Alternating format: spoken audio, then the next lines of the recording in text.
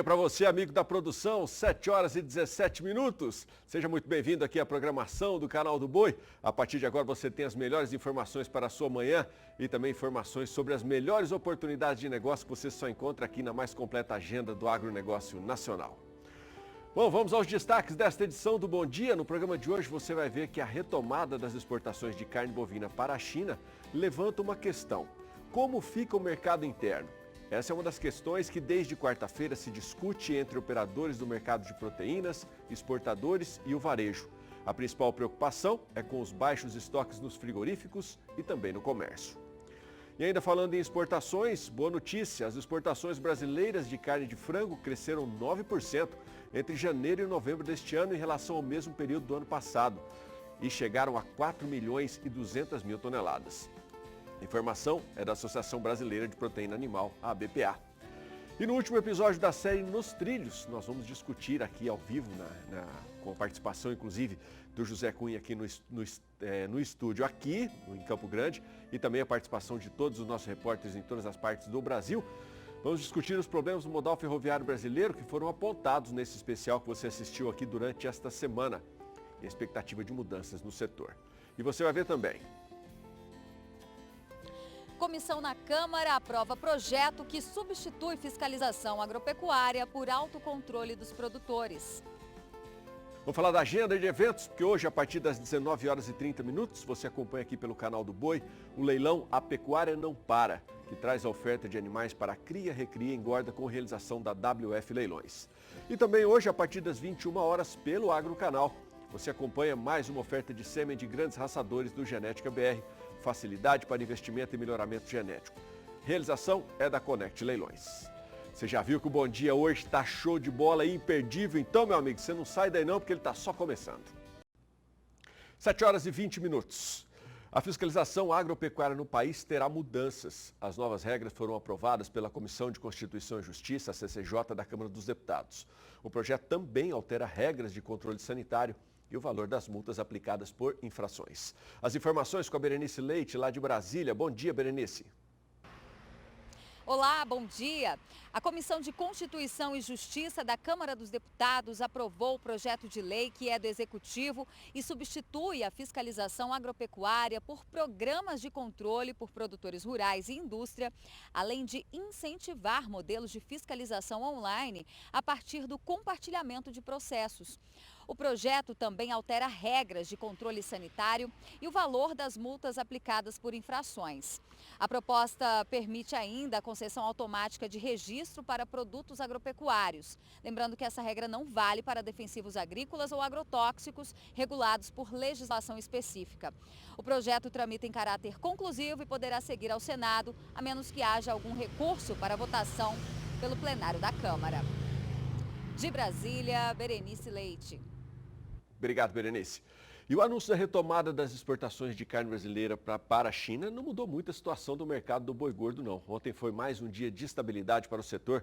Vamos ver os detalhes na análise da Scott Consultoria, hoje com o Alcides Torres. Como é que está o mercado do boi gordo após o anúncio da retomada da exportação para a China? Nem fu, nem fa. O mercado não mudou, impressionante. Mas o mercado ficou do mesmo tamanho. A cotação da arroba do boi gordo ficou estável, não teve repique de preço. Os compradores, no primeiro momento, ficaram retraídos para saber, puxa, quanto é que nós vamos oferecer por essas boiadas. E os vendedores também ficaram retraídos. Também, puxa, por quanto nós vamos vender as nossas boiadas, já que a China voltou a comprar. E por que a China é importante? Porque ela absorve 60% da carne exportada pelo Brasil. Tá? Mas nesse final de ano, né, gente, nessa última quinzena, vamos falar assim, de dezembro, muita coisa não deve mudar, né? Mesmo porque perto do final do ano, normalmente o pecuarista prefere não vender, por causa do imposto de renda, digamos assim, por causa da estratégia, né, de estratégia financeira de cada empreendimento. Os frigoríficos, por sua vez, já se posicionaram, já tem escalas relativamente confortáveis para atender as demandas de Natal e Ano Novo. Esse ano, Natal e Ano Novo caem no final de semana, o que também gera menos consumo, assim, né? Não são feriados prolongados, não são feriados emendados. Então a gente deve ter aí um mercado pacífico, né, sereno, até pelo menos a virada de ano. E em janeiro? Bom, em janeiro é mês de férias, né? A gente também tem aí muita gente fora dos grandes centros consumidores de carne, como São Paulo, Rio de Janeiro, etc. Então a gente deve ter um mercado ainda conservador. Mas é claro que se os frigoríficos voltarem firme, já fazendo posição para exportar para a China, a coisa muda. É isso aí, meu nome é Alcides Torres, eu sou engenheiro agrônomo e analista de mercado da Scott Consultoria. Espero encontrá-los todos gozando de boa saúde e fazendo bons negócios. Obrigado, Alcides. Bom, vamos ver na prática então como é que foi o fechamento do dia de ontem. Vamos trazer números para você que são cotados pela Scott Consultoria, né? São apurados pela Scott. Lembrando sempre que são preços para uma boiada comum, à vista e estão livres de fundo rural. Começando com os preços mínimos na região sudeste, aqui na minha tela para você acompanhar em casa. Região sudeste ontem fechou o dia com a arroba em queda de R$1 no Espírito Santo. Apenas essa variação, essa mudança por lá. Na região sul, lá na ponta do mapa, não tivemos variação nos preços da arroba ontem, tanto no Paraná, bem como em Santa Catarina e no Rio Grande do Sul. O dia terminou como começou, com esses valores que estão aí na sua tela. A mesma situação a gente vê também aqui na primeira tela do Centro-Oeste. Tanto em Goiás, bem como aqui em Mato Grosso do Sul, não teve mudança nos preços no valor da arroba. Teve pouca mudança no nosso estado co-irmão aqui, o estado de Mato Grosso. Você vai ver aí, está entrando na sua tela. Ontem a arroba lá no Mato Grosso fechou com queda de R$1 no sudeste do estado e queda de R$2 no sudoeste. Vamos lá para o Nordeste agora? O Nordeste teve pouca movimentação também, movimentação para cima por lá. No Nordeste ontem a arroba fechou com o dia em alta de R$2 no oeste da Bahia. Na região norte, teve alta de 50 centavos no norte do Tocantins, queda de R$1 em Redenção e também em Paragominas, no Pará. Vamos dar uma olhada como é que foi o fechamento da cotação do bezerro Nelore ontem, também com dados apurados pela Scott Consultoria.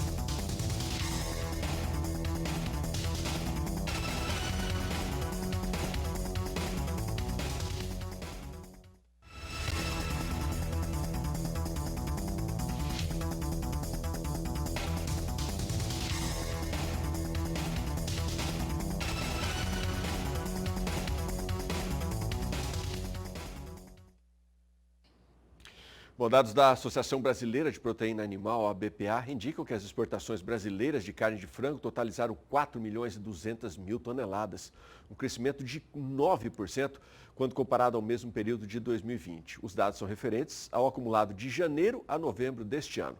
As informações com Mauro Andrade. A carne de frango ocupa a 8ª posição no ranking das exportações brasileiras, com receita de 6,29 bilhões de dólares, cifra que representa 2,5% de toda a receita cambial gerada pelas exportações brasileiras. Se considerarmos o último mês de novembro, as exportações cresceram 26,9%, com 606,3 milhões de dólares em novembro deste ano, contra 476,8 milhões de dólares em novembro do ano passado. No Paraná, o principal estado produtor, foi abatido 1,557 bilhões de aves. Entre os principais destinos da exportação da carne de frango brasileira estão Emirados Árabes, União Europeia, Filipinas, Japão e África do Sul. Do Paraná, Mauro Andrade. Bom, e tem prazo importante vencendo em Goiás. Por lá, o plantio de soja da safra 2021-2022 só pode ser feito até o dia 31 deste mês. Uma decisão do governo do estado explica que o calendário do Ministério da Agricultura, que permite que agricultores possam fazer a semeadura do grão até fevereiro, contraria o Programa Estadual de Prevenção e Controle da Ferrugem Asiática. Os produtores de soja em Goiás precisam acelerar o plantio. O calendário com a nova data limite para o cultivo do grão foi publicado no Diário Oficial do Estado. De acordo com o documento, a semeadura da cultura da soja só pode ser feita até o dia 31 de dezembro. A medida, segundo o governo, é para prevenir o surgimento de pragas nas propriedades. Segundo a Agrodefesa, o calendário do Ministério da Agricultura, que permite o plantio até o dia 12 de fevereiro, contraria o Programa Estadual de Controle e Prevenção da Ferrugem Asiática. E pela recomendação da pesquisa científica, não é recomendável esse plantio de soja no período de safrinha, ou seja, o plantio no período pós o cultivo da safra de verão de soja. Isso porque pode causar uma ponte verde, né, do fungo da ferrugem asiática, da safra de soja normal para a soja plantada no período de safrinha. E quando o Ministério da Agricultura propôs para que os estados, né, os órgãos estaduais de defesa fizessem essa análise, fizessem essa discussão do melhor período de calendário de semeadura, a Agrodefesa reuniu com as principais entidades de classe aqui do estado de Goiás, juntamente com a pesquisa científica também, e ficou acordado, né, que o calendário de semeadura se encerraria em 31 de dezembro. A ferrugem asiática pode gerar prejuízos consideráveis em lavouras produtivas. A doença, causada por um fungo, compromete as folhas, os grãos e a lucratividade. De Goiânia, Ana Paula Bellini. Bom, e apreciada por muitos, a carne de porco deve ser o prato principal de várias famílias nesse Natal. José Cunha. A carne de porco promete ser o grande destaque na mesa do brasileiro neste Natal. O pernil de porco caiu 1,27% e o lombo ficou 4% mais caro. Mas este aumento ainda é pequeno se comparado com outras carnes natalinas. O frango subiu 24% e a carne bovina aumentou também 24%. Os dados são da Fundação Getúlio Vargas e se referem ao acumulado dos últimos 12 meses. Os tradicionais peru e chester também estão mais salgados, com alta de 7%. Na prática, a carne de porco já tem tomado espaço no prato do dia a dia. O consumo por pessoa de carne suína cresceu 14% segundo o IBGE, e a produção nacional promete ser recorde, chegando a quase 5 milhões de toneladas, conforme cálculos da Associação Brasileira de Proteína Animal. Aliás, em tempos de solavancos na economia, outro produto tem se destacado, o ovo. A produção nacional bateu novo recorde com um incremento de quase 2%. Cada brasileiro come, em média, 255 ovos por ano. De Campo Grande, Mato Grosso do Sul, José Cunha. Obrigado, Zé. Bom, são 7h30. É hora do primeiro intervalo desta edição do Bom Dia Produtor. E eu lembro a você que se você quiser participar com a gente aqui, é só mandar uma mensagem pra gente pelo WhatsApp 67998631001, que a Júlia já está com o telefone na mão ali, já sapeca na tela que as mensagens forem chegando, pra gente mandar um abraço especial, um bom dia especial para você ligado aqui na programação. Já no próximo bloco, nós vamos falar sobre a retomada das exportações de carne bovina para a China e como fica o abastecimento interno de carne aqui no Brasil. Fica por aí, a parada é rapidinha, daqui a pouco a gente está de volta. 7h33. Bom Dia está de volta e traz para você imagens ao vivo agora de Cuiabá, capital mato-grossense, que nesse momento está com o céu bonito aí, ó. Tem algumas nuvens, né? Mas o céu parece que a tendência é abrir. Segundo a previsão do clima-tempo, contrariando o que eu estou dizendo aqui, é que o dia deve ser de chuvas, com períodos de melhoria em algumas partes hoje. O volume de chuvas previsto é de 16 milímetros. E a temperatura deve oscilar entre a mínima de 23 e a máxima de 30 graus.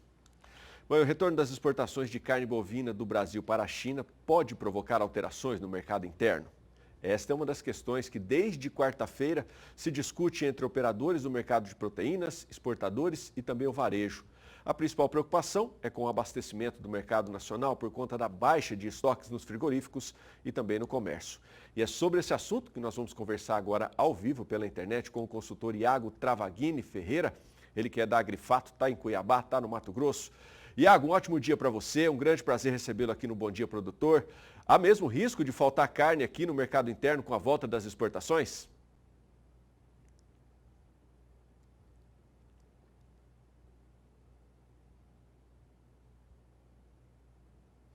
Bom, parece que nós estamos com algum problema de contato com o Iago.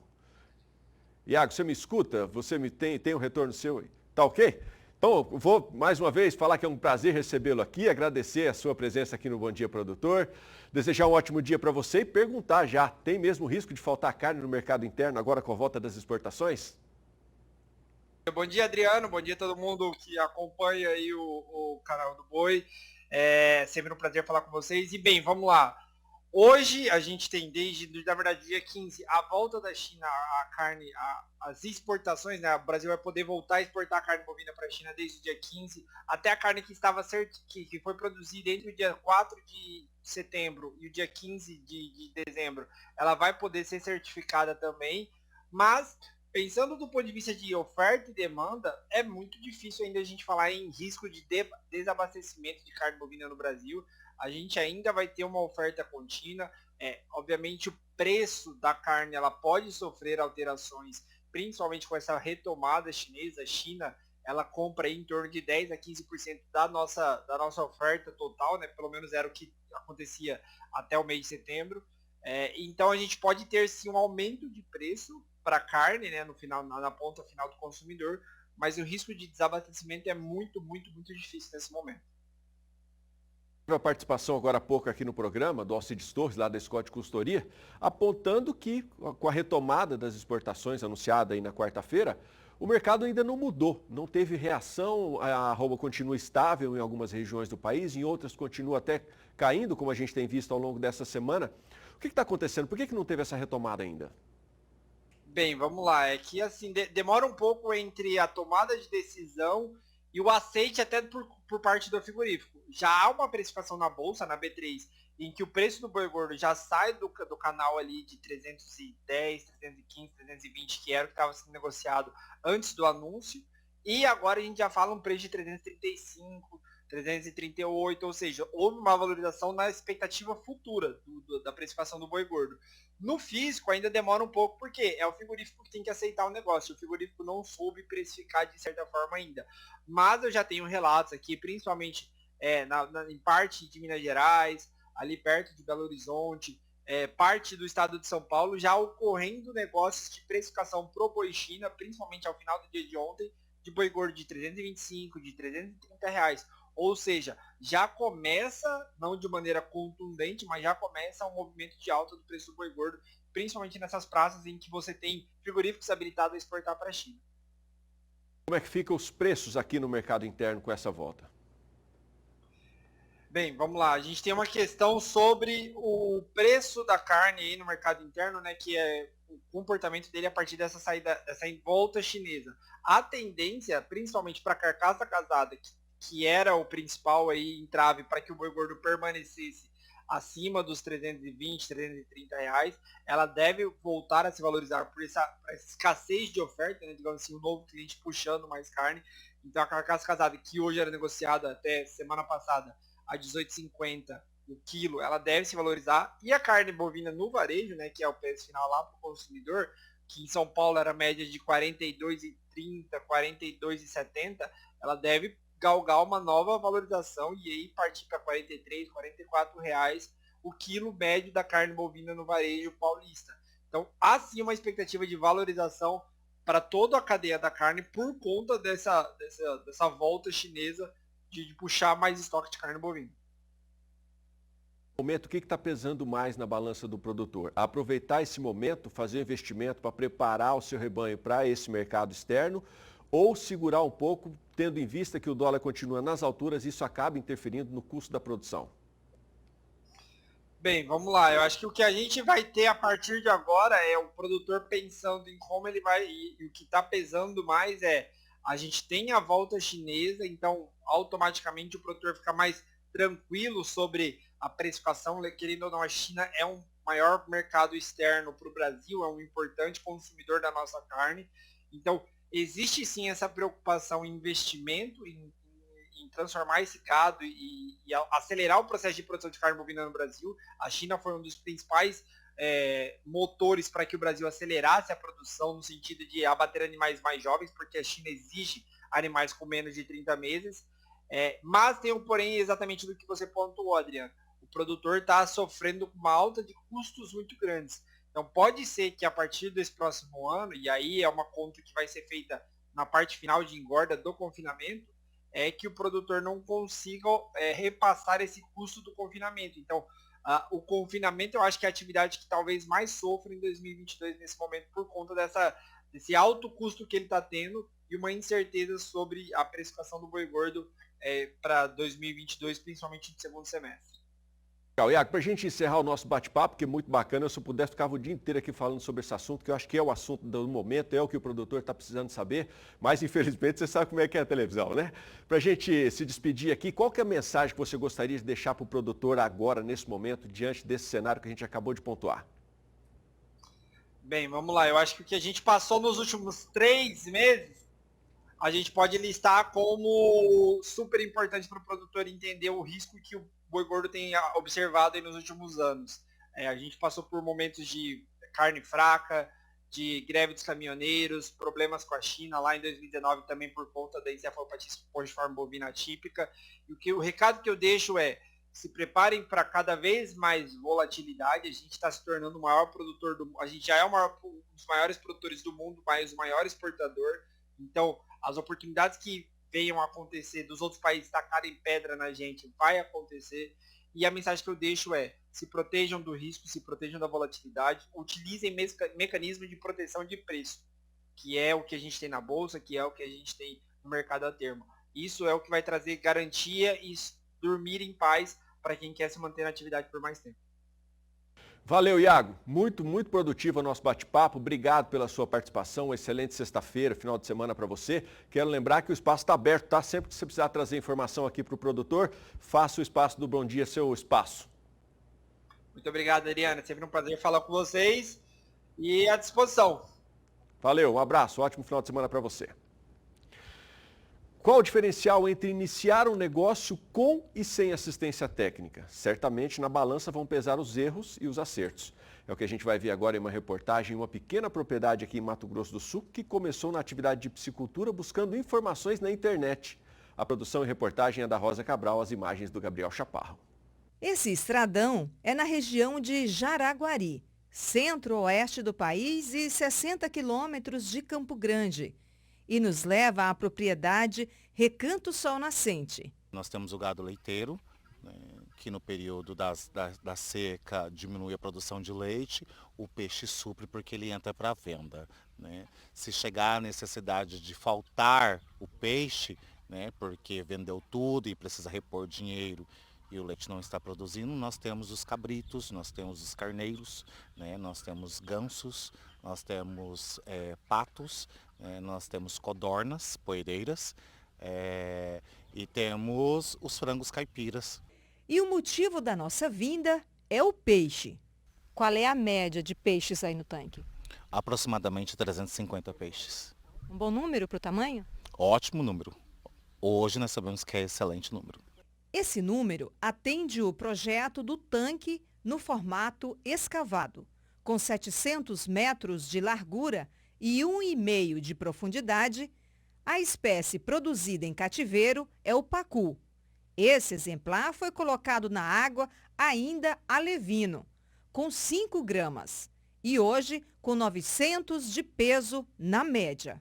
É uma avaliação um pouco visual e tátil, para ver se não tem algum tipo de parasita na pele dele e também nas brânquias. A observação é do Guilherme Serafim, da equipe do projeto ATEG Piscicultura do Senar de Mato Grosso do Sul, e se tornou um braço direito no projeto da Sol Nascente. Desde o início do ciclo, esses animais estão sendo alimentados com uma ração de qualidade, com uma granulometria adequada, com um nível de proteína bruta adequada pelo seu tamanho, por aquela fase de crescimento. Então toda essa parte inicial técnica, eles não tiveram tanta dificuldade, a gente conseguiu diminuir muito os erros dele. E isso é um ponto muito positivo, porque a gente sabe que muitos produtores acabam desistindo da atividade justamente por esses erros iniciais. Mas de começo, a inexperiência pesou. Profissionais da área de saúde, Cleiton e Paulo Henrique, resolveram há 10 meses comprar o sítio, quase 6.000 hectares. E junto com o investimento, também os desafios, sem planejamento, sem assessoria e muitas dúvidas. E foram para a internet. Quando nós recebemos a assistência, foi um choque. Por quê? porque não era nada do que a internet falava. Não era nada do que dizia para nós. Né? A gente achava que vamos jogar o peixe ali, jogou comida e acabou. Amanhã de novo joga comida. E quanto que você quiser, porque na nossa cabeça, se eu quiser jogar 10 milímetros, o peixe vai comer. É grande, vai sobrar. E era o que as pessoas passavam para nós. A realidade, quando chegou o Senar, chegou a assessoria, nós vimos que não era nada daquilo, entendeu? Era cuidar no frio, cuidar no excesso de calor, oxigenação. Nosso ideal era criar a tilápia, até a gente descobriu que não pode por causa da bacia, dos acidentes que já ocorreram. E a gente pretendia criar no tanque elevado, que é o tanque de concreto. Não corre esse risco de estourar o tanque, mas parecia mais fácil, a gente poderia criar uma quantidade maior de peixe. Aí quando a gente mudou para o tanque escavado e mudou também a espécie do peixe, a gente ainda continuou. Pô, mas um tanque desse tamanho deve caber 1.000 peixes, 2.000 peixes, 3.000 peixes. A gente não tinha ideia muito de alimentação, assim. Sabia que existe ração de peixe, mas a gente não sabia certinho até que tamanho de peixe qual ração dá, a partir de qual tamanho se troca, valores. As pessoas acham que se tem uma poça d'água lá, um tanque com um pouco de água, você já consegue criar peixe e aquela água é adequada. E isso é realmente um mito. Essa água ela tem que ser corrigida. Mensalmente a gente analisa as características físico-químicas dessa água, como transparência, como pH, alcalinidade, amônia, nitrito, todos esses compostos, porque diretamente eles afetam ao desempenho do animal. E a ração, Guilherme, qual é o cardápio que você indicou e colocou em prática aqui no projeto Compacu? Farinha de carne e ossos, farinha de sangue, farinha de penas, né? Temos também farelo de soja e milho. Isso é a base das rações. Os peixes deles vêm crescendo cerca de 90, 80 a 150 gramas por mês. Quem decide, no final da história, é o Guilherme. Nós só colocamos a mão na massa, nós fazemos como... E é essa a diferença. Antes nós fazíamos, nós decidíamos e nós perdíamos. Hoje, com a assistência, nós somos orientados, nós fazemos e nós estamos vendo já a resposta da lucratividade. Bom, e assim como a produção nacional, a safra paulista de grãos também registra crescimento na temporada 2021-2022. Foi o que apontou um levantamento da Federação da Agricultura e Pecuária do Estado de São Paulo, a FAESP. Veja os detalhes com Gustavo D'Angelo. O segundo relatório de acompanhamento da safra paulista de grãos 2021-2022, elaborado pela FAESP, traz notícias positivas. O levantamento, que se baseia nos dados da Conab, estima que a produção nacional atinja 289.780.000 toneladas de grãos, um acréscimo de 14,8% frente aos resultados da temporada passada. Com relação ao estado de São Paulo, a previsão de colheita é de 10.100.000 toneladas para os cultivos de verão e inverno, o que significa incremento de 13,32% em relação ao ciclo passado.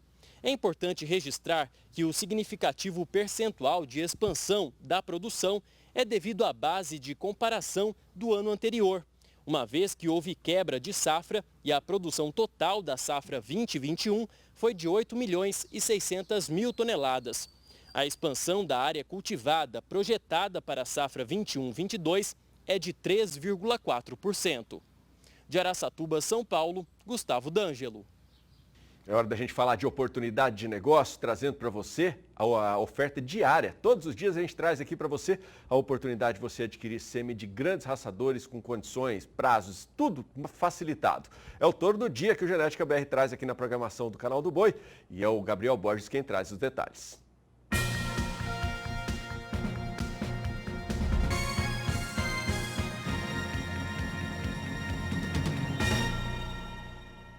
E o touro do dia de hoje é o lote número 32, um Nelore Shape excepcional, linhagem CFM, Astro Tulipa, Astro Tul. Ele já tem aí mais de 560 de índice no sumário Paint de 2017 e pelo perfil de sua produção. Ele reafirma-se aí como excelente opção para a produção semi-extensiva. Então, meu amigo, olha aí, opção de sangue de CFM notável, combinado com mãe CFM diamante. Olha só, que blend genético, hein? Vai agregar aí desempenho de carcaça e ganho de peso. Tem mais de 240 animais filhos dele ao sobriano com acurácia de 96%, 0,96. E ele se posiciona muito bem para R-Mate no sumário Aliança, meu amigo. Tá aí, é CFM notável em vaca CFM diamante e ele é um Nelore Shape avaliado com todo o crivo genético aí da Delta Gen, meu amigo. Olha só, Astro Tool de 12 por apenas R$10 a dose no pacote de 200 doses. É o touro do dia de hoje. Vai lá, corre,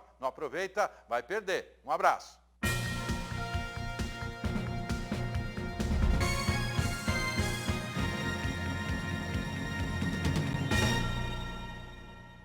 Bom, a gente segue falando aqui sobre a retomada das exportações de carne bovina para a China.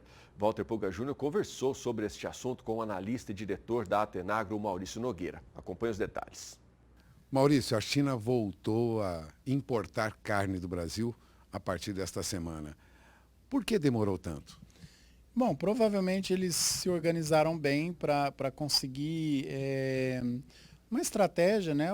É uma pressão comercial, né, Pulga? Isso aí a gente já viu acontecer várias vezes, vai ver de novo. Você tem um evento que, de cara, né, a OIE já avisou que era caso atípico, que não existia problema nenhum. O Ministério brasileiro respondeu da forma que se espera, a indústria também. Então, criou-se um imbróglio que foi motivado por pressão comercial. Eles querendo pagar menos e o Brasil querendo vender mais caro, claro, né? Nós sabemos como que está a situação da proteína. Agora, foi até surpreendente a China conseguir ficar praticamente, né? Ficaram setembro quase inteiro, outubro e novembro, sem comprar, e 15 dias de dezembro, sem comprar carne, né? Então, se a gente for ver bem, analisando PIB per capita, população e oferta de proteína na China, eles conseguiram segurar por muito tempo. A gente até achava que não conseguiriam, novembro já voltaria, né? Mas no fim acabou voltando aí dentro do final da primeira quinzena de dezembro. A finalidade dessa parada foi aproveitaram a oportunidade para renegociar. Os preços da carne bovina exportada caíram muito? Não caíram, estão inclusive subindo, né? A gente tem que analisar por período, né, Pulga? Claro, se eu pegar agora o mês de novembro e de outubro, a gente tem uma queda, né? A China representava 28% em agosto do total abatido por fiscalização federal era exportado para a China. De repente isso cai para 1%, né? Então, praticamente foi computação de dados que tinham sido já vendidos. E então você tem esse impacto no momento. A gente também tem que avaliar quais os cortes que foram exportados, mas se você olhar a série histórica, o Brasil deve fechar o ano, né? A gente falta ainda o dado a exportação de dezembro, a gente deve fechar aí o ano com 3%, 2,5%, 3% de queda no embarque em toneladas, e o faturamento deve aumentar em 10% a 12% em relação a 2020. Então, nós temos aí um aumento nos preços médios da carne vendida pelo Brasil, inclusive para a China. Preço do boi gordo agora destrava, porque teve um recuo, patinou ali em 300, 310. Daqui para frente, boi gordo tem valorização? Vamos ver como vai ficar aí essa reta final do ano, né? É muito difícil, claro, nós estamos num ambiente que abre uma porteira aí de vendas, né? Mas é muito difícil projetar alta quando você tem altas sequenciais. Então, quando teve essa redução nos preços aí entre setembro e outubro, a gente imaginava uma recuperação, mas não imaginava que voltasse ao patamar que estava antes. Nós atingimos e até passamos o patamar anterior. Nesse momento, Pulga, final de ano, virada de festas, né, todas essas coisas, 13º, recuperação da China, retorno da China, é bem provável sim que a gente tenha uma demanda bem forte pelo boi. A gente precisa saber se isso já está antecipada pelos frigoríficos, se isso já vem sendo pago, né? ou se vai acontecer agora. Eu, particularmente, não acredito que tem espaço muito grande para muita alta, mas a gente viu várias vezes o mercado surpreender, né? Então é muito difícil projetar, principalmente nesse período do ano que a gente está. Mas a gente segue falando de oportunidade de negócio, você vai ver agora um giro aí pela agenda de leilões que você vai acompanhar aqui na programação tanto do Canal do Boi, bem como do Agrocanal durante esse final de semana. As informações com Douglas Ferreira.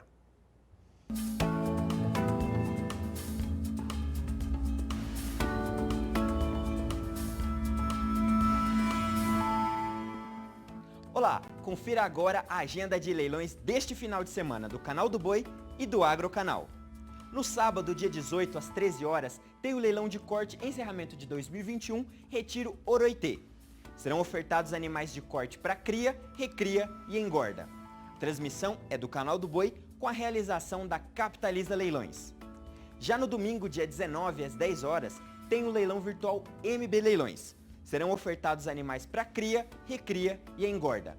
A transmissão é do Canal do Boi.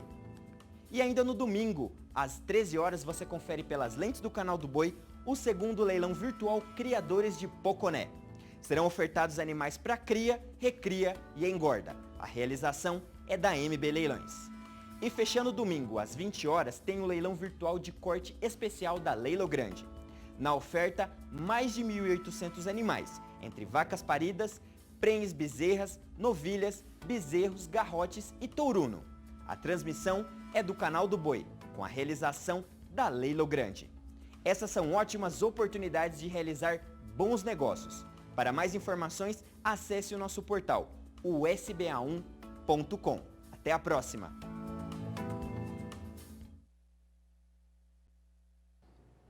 Bom, são 7 horas e 56 minutos, tem mais um intervalo chegando por aqui, mas eu chamo a sua atenção, peço a atenção de vocês aí que estão do outro lado da telinha, porque no próximo bloco, não sai daí não, no próximo bloco nós vamos discutir os aspectos do modal ferroviário brasileiro que foram exibidos no especial que você assistiu aqui durante toda essa semana e também vamos falar da expectativa de mudança no setor.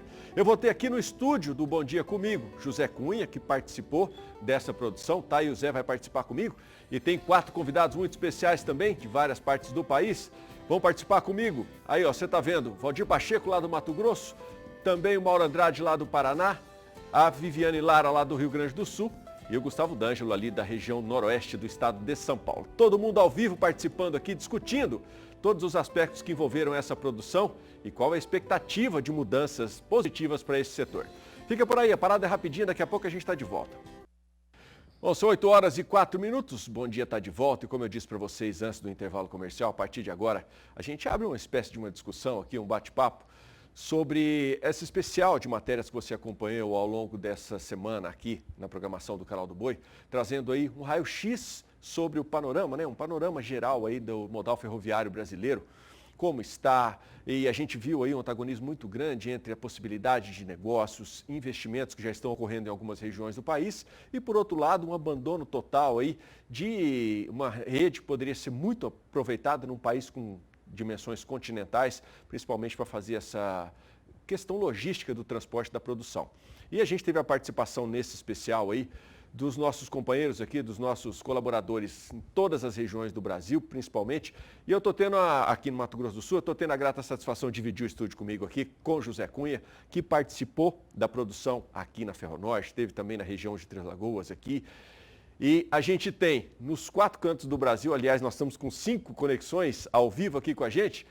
Tem o Valdir Pacheco lá no Mato Grosso, tem o Mauro Andrade lá no Paraná, a Viviane Lara lá no Rio Grande do Sul, e o Gustavo D'Angelo lá em Araçatuba e o Pulga lá em São Paulo, que vão participar com a gente deste bate-papo também. Primeiro já quero dar um bom dia para todos vocês, agradecer a disponibilidade de estar com a gente no Bom Dia hoje para participar desse bate-papo.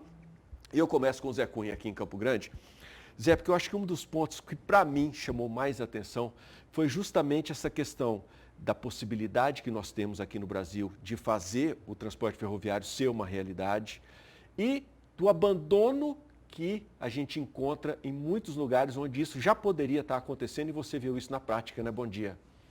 É isso mesmo, Adriano. Bom dia para você, bom dia a todos que nos assistem. Olha só, Adriano, acompanhando, né, eu pude fazer esse trabalho com muita honra, né, fazer esse trabalho, participar dessa série junto com os os outros colegas aí das outras praças que estão aí.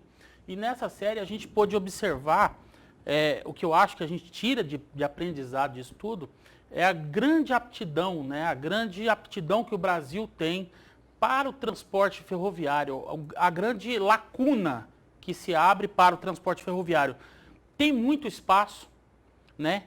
Já foi muito forte no Brasil, há anos atrás, o transporte ferroviário, em alguns anos chegou a ser o principal meio de transporte e de transporte de cargas do Brasil também, de passageiros. E depois disso foi abandonada e agora parece que o governo, né, parece que as grandes empresas, o governo federal, parece que está abrindo os olhos, né, para essa nova oportunidade, né? Tanto que agora, essa semana, né, foi aprovado o texto base do marco legal das ferrovias, que vai abrir a possibilidade de empresas, né, investirem na ferrovia, não vai ser uma coisa só do governo federal, mas o que a gente pôde ver nessa série toda, ao todo, tanto na minha parte como a dos colegas, é que, assim, em alguns lugares funciona muito bem, já está em andamento, já está em processo avançado, e, ao contrário, outras partes, como aqui no Mato Grosso do Sul, a gente percebeu também muito descaso, muito abandono, muito desleixo, estações abandonadas, que já foram trilhos enferrujados. Né? Aqui a gente vê, principalmente essa região noroeste do estado, a gente vai falar com o Gustavo D'Angelo agora há pouco sobre isso. Eu sei porque eu tive um tio-avô que foi da rede ferroviária. As estações eram referência. Muitas vezes você não sabia nem o nome da cidade, mas sabia a estação que estava ligada a ela. Então é muito importante isso, é muito legal isso. Exatamente, e não só aqui no Mato Grosso do Sul, né? Na reportagem da Viviane Lara, ela também mostrou uma parte lá no Rio Grande do Sul que também enfrenta esse problema, né? Vamos fazer o seguinte, então, vamos aproveitar essa deixa que você deu, vamos lá para o Rio Grande do Sul, porque é um dos pontos onde esse especial foi elaborado e a gente viu muito essa disparidade aí entre a possibilidade de crescimento, de expansão. Hoje o Rio Grande do Sul já é um estado aí que utiliza grande parte utiliza pouco, mas tem uma possibilidade de se utilizar bastante esse modal ferroviário e onde a Viviane também encontrou muito abandono. Então vamos bater um papo com a Viviane, que está ao vivo lá do Rio Grande do Sul. Viviane, um ótimo dia para você, seja muito bem-vinda por aqui. Você viu de perto também essa questão aí, né, da possibilidade dessa aptidão que o Zé falou e desse abandono que você encontrou também por aí, né? Olá, bom dia para vocês, bom dia a todos que estão nos acompanhando. Bem, aqui no Rio Grande do Sul a gente conseguiu perceber aí, realizando essa série, então, dois cenários bem diferentes, né? De um lado, então, onde tudo funciona e do outro lado, o abandono. Mas só para a gente ter uma ideia como é que é a malha ferroviária aqui no estado, segundo os dados do Atlas Socioeconômico, né, são 3.200 quilômetros de linhas e ramais ferroviários que são utilizados aqui pelo transporte quase exclusivamente de cargas. Alguns trechos curtos, eles têm sido utilizados para transporte de passageiros em partes de roteiros turísticos, como na Serra Gaúcha. Já em relação à participação do modal na matriz do transporte, ele gira em torno de 6%. O sistema de descarga utilizado na zona portuária ele é feito via moega nos terminais, são 4 terminais que têm a capacidade, né, de utilizar as linhas férreas. E a capacidade máxima de descarga no porto, ele é dimensionado em 300 vagões por dia, né? Os meses de maior movimentação em relação ao período está relacionado à safra entre março e setembro. A concessionária, então, responsável pelo modal no estado, ela administra aí cerca de 2.000 quilômetros de linhas férreas e só em 2020, no ano passado, foram movimentados aí por essa malha cerca de 2 milhões de granéis agrícolas. Soja, milho e farelo, né? Também são transportados por essa ferrovia cargas como combustíveis, fertilizantes e atualmente as regiões noroeste e centro do estado, elas são aqui, representam a maior movimentação, aí 90% do total transportado. Só em Cruz Alta, a região noroeste, ela é responsável por 62% do total de cargas agrícolas movimentadas. E o principal destino, então, é o Porto de Rio Grande, com um tempo médio aí de viagem de 38 horas. Além de Cruz Alta, a movimentação ela acontece com maior intensidade também em outras 3 cidades estratégicas, como Canoas, na região metropolitana, Passo Fundo, aqui também no interior, e Rio Grande, por causa do porto, né? Esse modelo de transporte ele é mais barato e por isso do que as rodovias, né? E por isso há bastante interesse em empresas em investir em um porto seco utilizando essa estrutura da ferrovia aqui na região. No entanto, essa estrutura ela está localizada no centro da cidade e possui pouco espaço físico para novos empreendimentos. E para atender essa demanda, então, um estudo de viabilidade está sendo realizado para fazer um contorno férreo pela cidade. Outro problema que atinge aqui Cruz Alta é a questão dos moradores à beira-trilho. Tem até uma questão judicial que no momento está parada, mas que esse contorno ele seria bastante importante porque esse problema seria solucionado. Mas, enquanto nas regiões do centro e noroeste, né, elas estão planejando novos investimentos, a realidade do outro lado do estado, então, ela é bem diferente. Como a gente comentou, são duas realidades bem distintas. As regiões das Missões e Campanha, então, por lá, esse transporte ele está desativado há décadas, né? E essa área tem atividade, ela representa aí cerca de 1.200 quilômetros de extensão total da ferrovia aqui no Rio Grande do Sul. A gente conversou também com alguns prefeitos, né? O prefeito de São Luís Gonzaga, ele falou da importância, né, dessa opção logística para ajudar a reduzir o fluxo de caminhões na região, também, né, para manter a qualidade dos asfaltos, né, ao longo aí dos trajetos de transporte.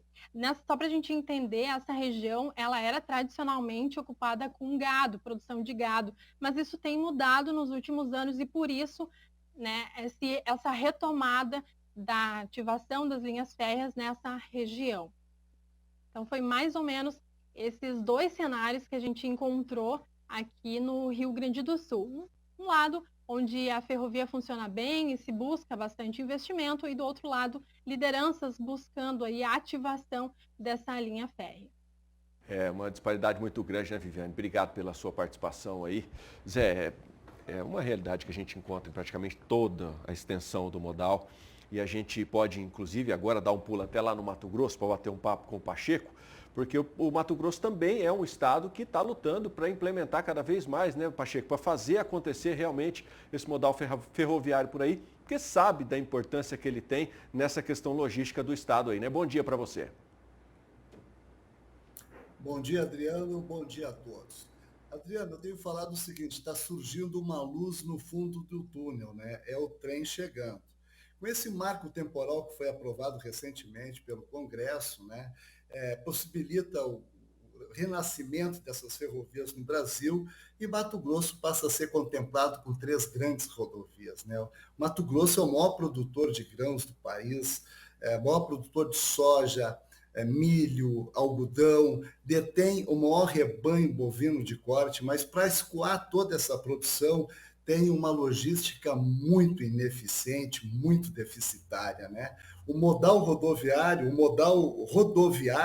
é o mais caro que existe, né? Esses produtores se tornaram os maiores produtores de alimento do mundo, né? Do Brasil todo, mas com muita dificuldade. Então, a vinda dessas ferrovias agora vai mudar todo esse quadro, né?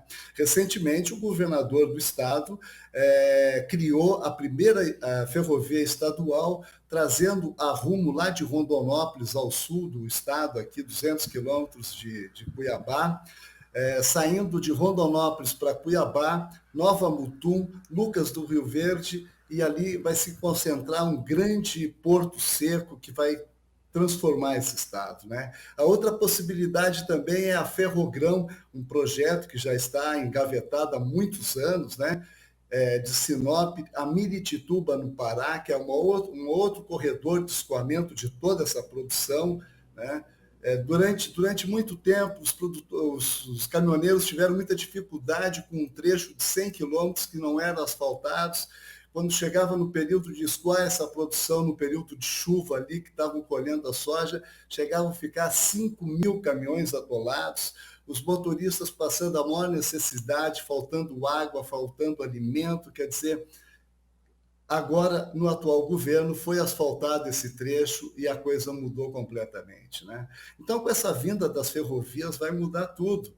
A FICO, a Ferrovia da Integração do Centro-Oeste, que é a Norte-Sul, que vai vir lá de Mara Rosa, vai entrar por Água Boa e vai chegar até Lucas do Rio Verde, né? Eu tive conversando com o prefeito Miguel Vaz de Lucas do Rio Verde. Lucas do Rio Verde é um município considerado como a capital da agroindústria, né? Tem uma planta lá da BRF, tem usina de etanol, que é uma das maiores aqui do Mato Grosso, usina de biodiesel, quer dizer, é uma produção fantástica. O etanol é o maior exemplo da verticalização da economia, quer dizer, mesmo com essa logística deficitária, os empresários investiram nesse setor e transformaram o milho, né, que era uma commodity, um grão, que produzia o que desce na segunda safra, né? Então, agora, ele passa a agregar valor. Ao invés do produto sair daqui in natura, ele vai ser beneficiado. Quer dizer, além de gerar o etanol, tem o DDGS, que é o subproduto, um coproduto. Eles não gostam muito que fale coproduto, mas é a extração, né, do milho ali, que serve para alimentar bovinos, alimentar animais. Então, essa região, esse corredor da BR-163 aqui, hoje já é um corredor muito forte em produção. Com a vinda dessas ferrovias, vai mudar totalmente, né, esse setor de produção. Começa a agroindustrialização, começa a verticalização da economia, né? Então, estamos numa expectativa muito grande, né?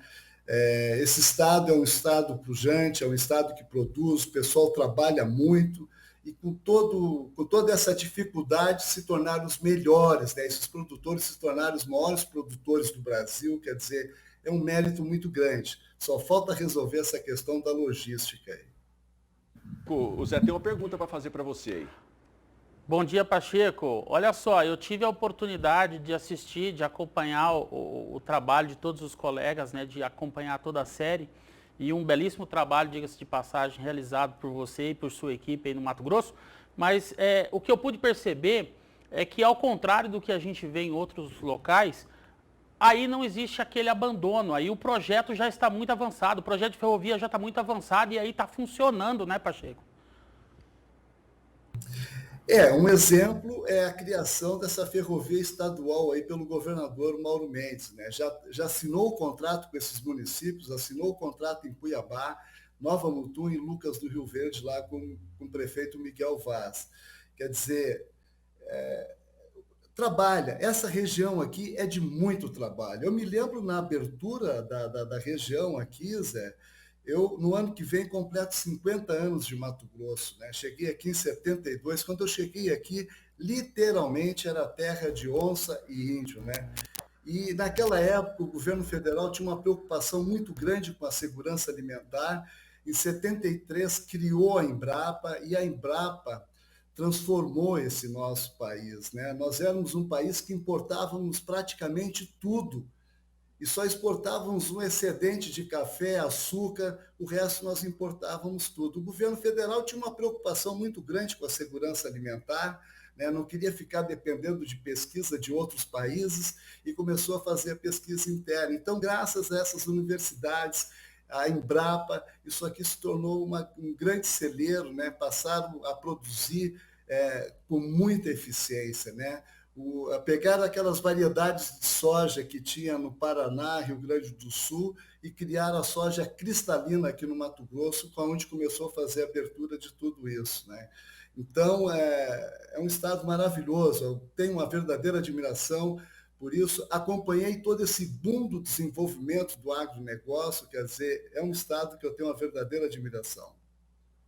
Você segura o apito aí que você ainda vai ver muita coisa boa acontecer nesse estado aí, viu, rapaz? Muita coisa, tem muita previsão de muita coisa boa por aí. Ô Zé, isso que o Pacheco falou aqui, que você bateu muito bem nessa tecla, nessa questão de que as coisas já estão funcionando, a gente vê muito também nessa pressão da iniciativa privada por essa mudança desse modal logístico para escoamento de produção. Você viu isso na prática aqui no Mato Grosso do Sul. As duas maiores empresas de produção de celulose do planeta estão aqui e estão pressionando o governo para fazer acontecer o que já existe e vão botar recurso próprio para a construção de 2 modais ferroviários aqui, né? Exatamente, Adriano. Aqui no Mato Grosso do Sul, na parte que nós fizemos aqui, daqui a pouco nós vamos falar do trem do Pantanal um pouco, né? Com muito saudosismo a gente fez essa matéria falando um pouco do trem do Pantanal, que é parte da história do Mato Grosso do Sul, mas ao contrário disso, a gente viu também uma parte que funciona e funciona muito bem, que é aqui na região centro-norte do estado aqui, sudoeste do estado, na verdade, que vem do Mato Grosso, né, lá de Rondonópolis, a Ferronorte descendo, que vai até Santa Fé do Sul, no estado de São Paulo, ali já entrando, passa por esses municípios aqui e funciona muito bem, transporta muito bem. E aí veio essas indústrias, a Eldorado, Brasil Celulose e a Suzano Papel e Celulose, que tem as indústrias, tem grandes potenciais aqui no estado, estão produzindo muito aqui no estado e precisavam escoar essa produção. Então, a Suzano já está operando um terminal e a Eldorado já entrou com um pedido, com base nesse texto do marco legal que foi aprovado, para operar também, para construir e operar uma ferrovia. Inclusive, nós fizemos uma matéria sobre isso e eu vou até pedir para o pessoal colocar aí, para a gente poder mostrar isso para o pessoal que está acompanhando também. Legal, então roda aí para gente. Em Mato Grosso do Sul, a Suzano Papel e Celulose, que já possui 2 grandes fábricas no município de Três Lagoas e está construindo a 3ª maior fábrica de papel e celulose do mundo em Ribas do Rio Pardo, a 100 quilômetros da capital Campo Grande, já opera com um terminal de embarque para escoamento da produção na cidade de Aparecida do Taboado, na região leste do estado, por onde passa a ferrovia Ferronorte. Aqui no município de Aparecida do Taboado, este terminal intermodal ferroviário da Suzano, inaugurado em dezembro de 2017, foi projetado para escoar a produção da 2ª linha da empresa rumo ao Porto de Santos. Daqui partem anualmente 1.950.000 toneladas, o que equivale a aproximadamente 5.500 toneladas por dia. Paralelamente a Suzano, a Eldorado Brasil Celulose pretende criar e operar uma nova linha férrea com 90 quilômetros de extensão. Para isso, a empresa já entrou com pedido de autorização junto ao Ministério da Infraestrutura, baseado no marco legal das ferrovias. Com investimento previsto em 890 milhões de reais, o empreendimento será destinado ao transporte de 1.700.000 toneladas de celulose por ano. Após a entrada em operação do novo terminal, juntas, Eldorado e Suzano vão transportar daqui até o Porto de Santos, em São Paulo, aproximadamente 3.650.000 toneladas de papel e celulose. E para isso, terão investido mais de R$1,5 bilhão de reais. Bom, legal. E toda essa mudança, né, toda a viabilidade desse investimento só vai ser possível agora a partir da aprovação desse marco legal das ferrovias. Inclusive, nós temos uma participação do ministro Tarcísio aqui nesta edição especial do Bom Dia, trazendo mais informações sobre a aprovação desse marco. Dá uma olhada aí. Essa semana foi uma semana de vitórias, presidente. No Congresso, nós tivemos a aprovação de 2 marcos importantes, o marco da cabotagem e o marco das ferrovias. Vou até aproveitar para agradecer, né, aos nossos parlamentares aqui, vou fazer isso na pessoa do senador Luiz do Carmo e do deputado Vitor Hugo. São marcos que representam transformação para o setor de transportes. O marco das ferrovias, presidente, primeiro, ele traz o regime de autorização para as ferrovias brasileiras. O que é isso? A gente se questionava por que uma empresa de celulose, que às vezes faz um investimento de dezenas de bilhões de reais numa planta, numa indústria, por que essa indústria não pode fazer um ramal ferroviário para ligar uma malha concedida ou a um porto? Ou por que uma indústria de proteína animal não pode fazer o seu segmento ferroviário para ligar, por exemplo, a região produtora de grãos ou de ração à sua indústria? Por que uma companhia de mineração não pode fazer a sua ferrovia para ligar um ativo minerário, uma mina, a um porto? Porque ferrovia é exclusividade do Estado. Então vamos mudar isso. Nós mudamos a lei e hoje o investidor pode tomar o risco de engenharia, pode construir a sua ferrovia, pode fazer o seu ramal e a sua operação. A gente achava, presidente, que com essa medida a gente ia ter lá 6, 7 pedidos de autorização que estavam chamando a atenção pela viabilidade. Hoje nós recebemos o 49º pedido de autorização de ferrovias. Isso significa a construção de mais de 13 mil novos quilômetros de ferrovias no Brasil.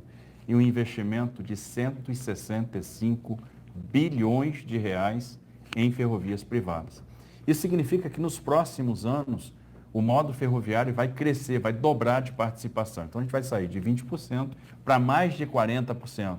E o custo do Brasil deve cair aí 35% com essa medida.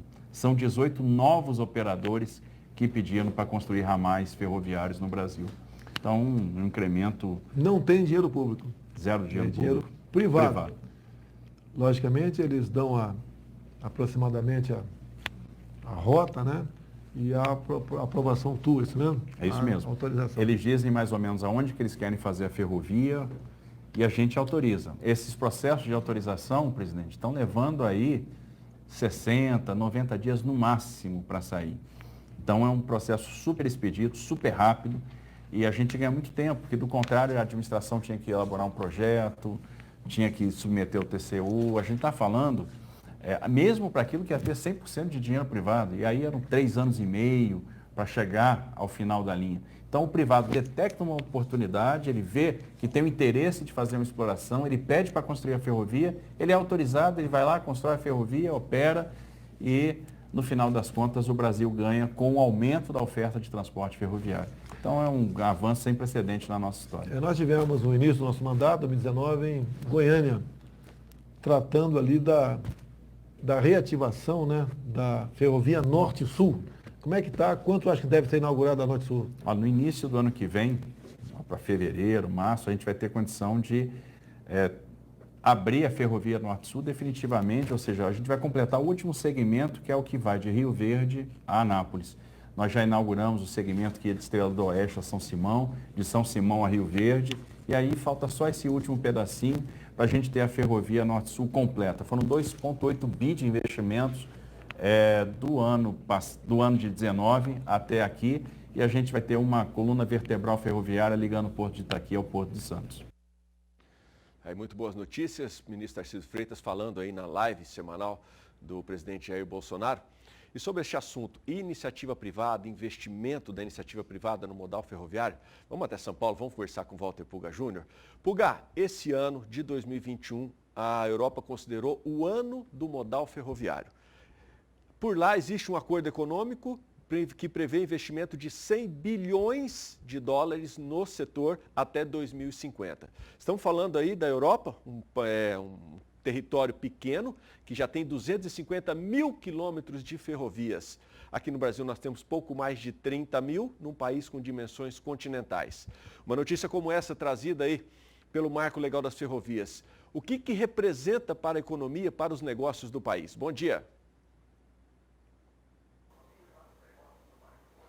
Bom dia a você, bom dia a todos. Olha, é uma iniciativa que está já sendo esperada, vamos dizer, há 30 anos, 40 anos. Ou seja, uma liberação, como ocorreu no início das ferrovias no Brasil. Vamos lembrar que nós temos em São Paulo, por exemplo, 2.000 quilômetros de ferrovias. Essas ferrovias, antes, foram investimentos privados, né? Nós tivemos a Companhia Paulista de Estrada de Ferro, vamos lembrar que nós tivemos a Mogiana de Estrada de Ferro, nós tivemos a Estrada de Ferro Sorocabana, tivemos a Estrada de Ferro Araraquara, né? Que alguns chamavam de Estrada de Ferro Araraquarense, e a Estrada de Ferro São Paulo-Minas, todas com investimentos privados, investimentos de empresários, que com o passar do tempo foram mudando, foram abandonadas, tal, e depois o governo decidiu juntar na antiga FEPASA, Ferrovias Paulista S.A. Bom, hoje nós temos a MRS em São Paulo e temos a Rumo Logística. Mas São Paulo, que concentra boa parte da recepção de toda essa malha ferroviária que já existe no Mato Grosso do Sul, em Goiás e também no Nordeste, ela deságua em São Paulo. Veja, vale lembrar que São Paulo é por onde escorre boa parte da produção agropecuária brasileira. Aqui passa por São Paulo açúcar, soja, derivados de petróleo, principais produtos são esses, né? Nós temos suco de laranja, temos muito transporte aqui, desaguando no Porto de Santos. Agora, o que acontece é que São Paulo tem um problema muito grave e esse é o investimento forte do governo. Então, veja bem, vai abrir as portas? Vai, mas nós temos alguns problemas muito graves E entre eles eu vou dizer, é o cruzamento de trens de passageiro com trens de carga. A MRS, por exemplo, é a Rumo Logística, que detém boa parte do controle das ferrovias para transporte de carga, querem agora segregar 90 quilômetros de ferrovias para transporte exclusivo de cargas. E isso entra em conflito com o transporte de passageiros, que tem projeto do TIC, né, o Trem Intercidades. Ou seja, todas passam, inclusive, pela estação centenária, na Estação da Luz, em São Paulo. Parece muita loucura, mas nós temos passageiros, milhões de pessoas circulando pela Estação da Luz, por exemplo, né? E temos trens de carga que, entre um horário e outro, acabam passando também pela Estação da Luz. Já se pensou no chamado Ferroanel Norte, que acompanharia aí o Rodoanel, né? Mas o que ocorre é que há muita preocupação com isso. A MRS, por exemplo, decidiu investir, vai fazer um investimento de quase 10 bilhões de reais, renovou sua concessão e uma parte desse dinheiro é destinado à segregação de 90 quilômetros de ferrovia. Tanto a Rumo como a MRS querem segregar, separar essas ferrovias. Agora, é um trabalho difícil, né? Lembrando que por São Paulo desaguam produtos em São Paulo do Mato Grosso do Sul, da Bahia, de Sergipe, de Minas Gerais, né? Também da hidrovia Tietê-Paraná, todas rumo ao Porto de Santos. Temos ligações com Rio de Janeiro, Itaguaí, Guaíba, ou seja, Porto de Santos é uma saída de produtos agropecuários. E agora estamos com problemas por muito produto chegando, muita carga chegando e não temos ferrovias em São Paulo para contornar a capital. Esse é um grande problema que deve ser, vamos dizer assim, contornado ou pelo menos melhorado com essas autorizações. Fora isso, nós temos aquilo que a Eldorado, agora há pouco o Zé Cunha falava sobre isso, né? A Eldorado e outras empresas passam a fazer a partir de agora. Veja, a Randon, por exemplo, lá em Araraquara, pediu autorização para construir um ramal de 1,5 km para ligar sua fábrica de vagões, veja bem, sua fábrica de vagões ao sistema ferroviário. E também em Campinas, houve um pedido recente de uma empresa chamada Fazenda Campo Grande para que construa um ramal de 7 quilômetros, porque também quer entrar na malha ferroviária que é administrada pela Rumo, pela MRS, para levar seus produtos. Resumindo, o que nós temos é, em São Paulo, neste momento, a necessidade de um investimento muito grande que deve ser feito e a segregação de ferrovias para a carga, já que nós temos milhões de passageiros circulando pelos trens da CPTM nos mesmos trilhos. Ou seja, nós temos aí carga e passageiro no mesmo trilho. Isso complica um pouco, São Paulo vive essa situação, mas há perspectiva aí de investimento. Tudo isso para receber boa parte dos produtos dessas novas ferrovias que nós vimos no Mato Grosso do Sul, no Mato Grosso, como o Pacheco mostrou, né? Sem contar que nós temos já ferrovias lá, né, na Bahia, ferrovias no Nordeste, que também devem fazer suas ligações com os portos dessas regiões, diminuindo aí até um pouco o fluxo para São Paulo. Esse é o problema de São Paulo agora, mas a malha ferroviária aqui é a que recebe uma boa carga de produtos, notadamente do agronegócio. É com você. Valeu, Puga, obrigado. Bom, vamos aproveitar a deixa dada pelo Puga aí, vamos até São Paulo então, onde está o Gustavo D'Angelo, que também participou ativamente da elaboração do material nessa especial sobre ferrovias. A gente viu o Puga comentando aí que tudo praticamente chega aí em São Paulo, né, Gustavo? Você mostrou muito bem isso no material que você enviou para a gente.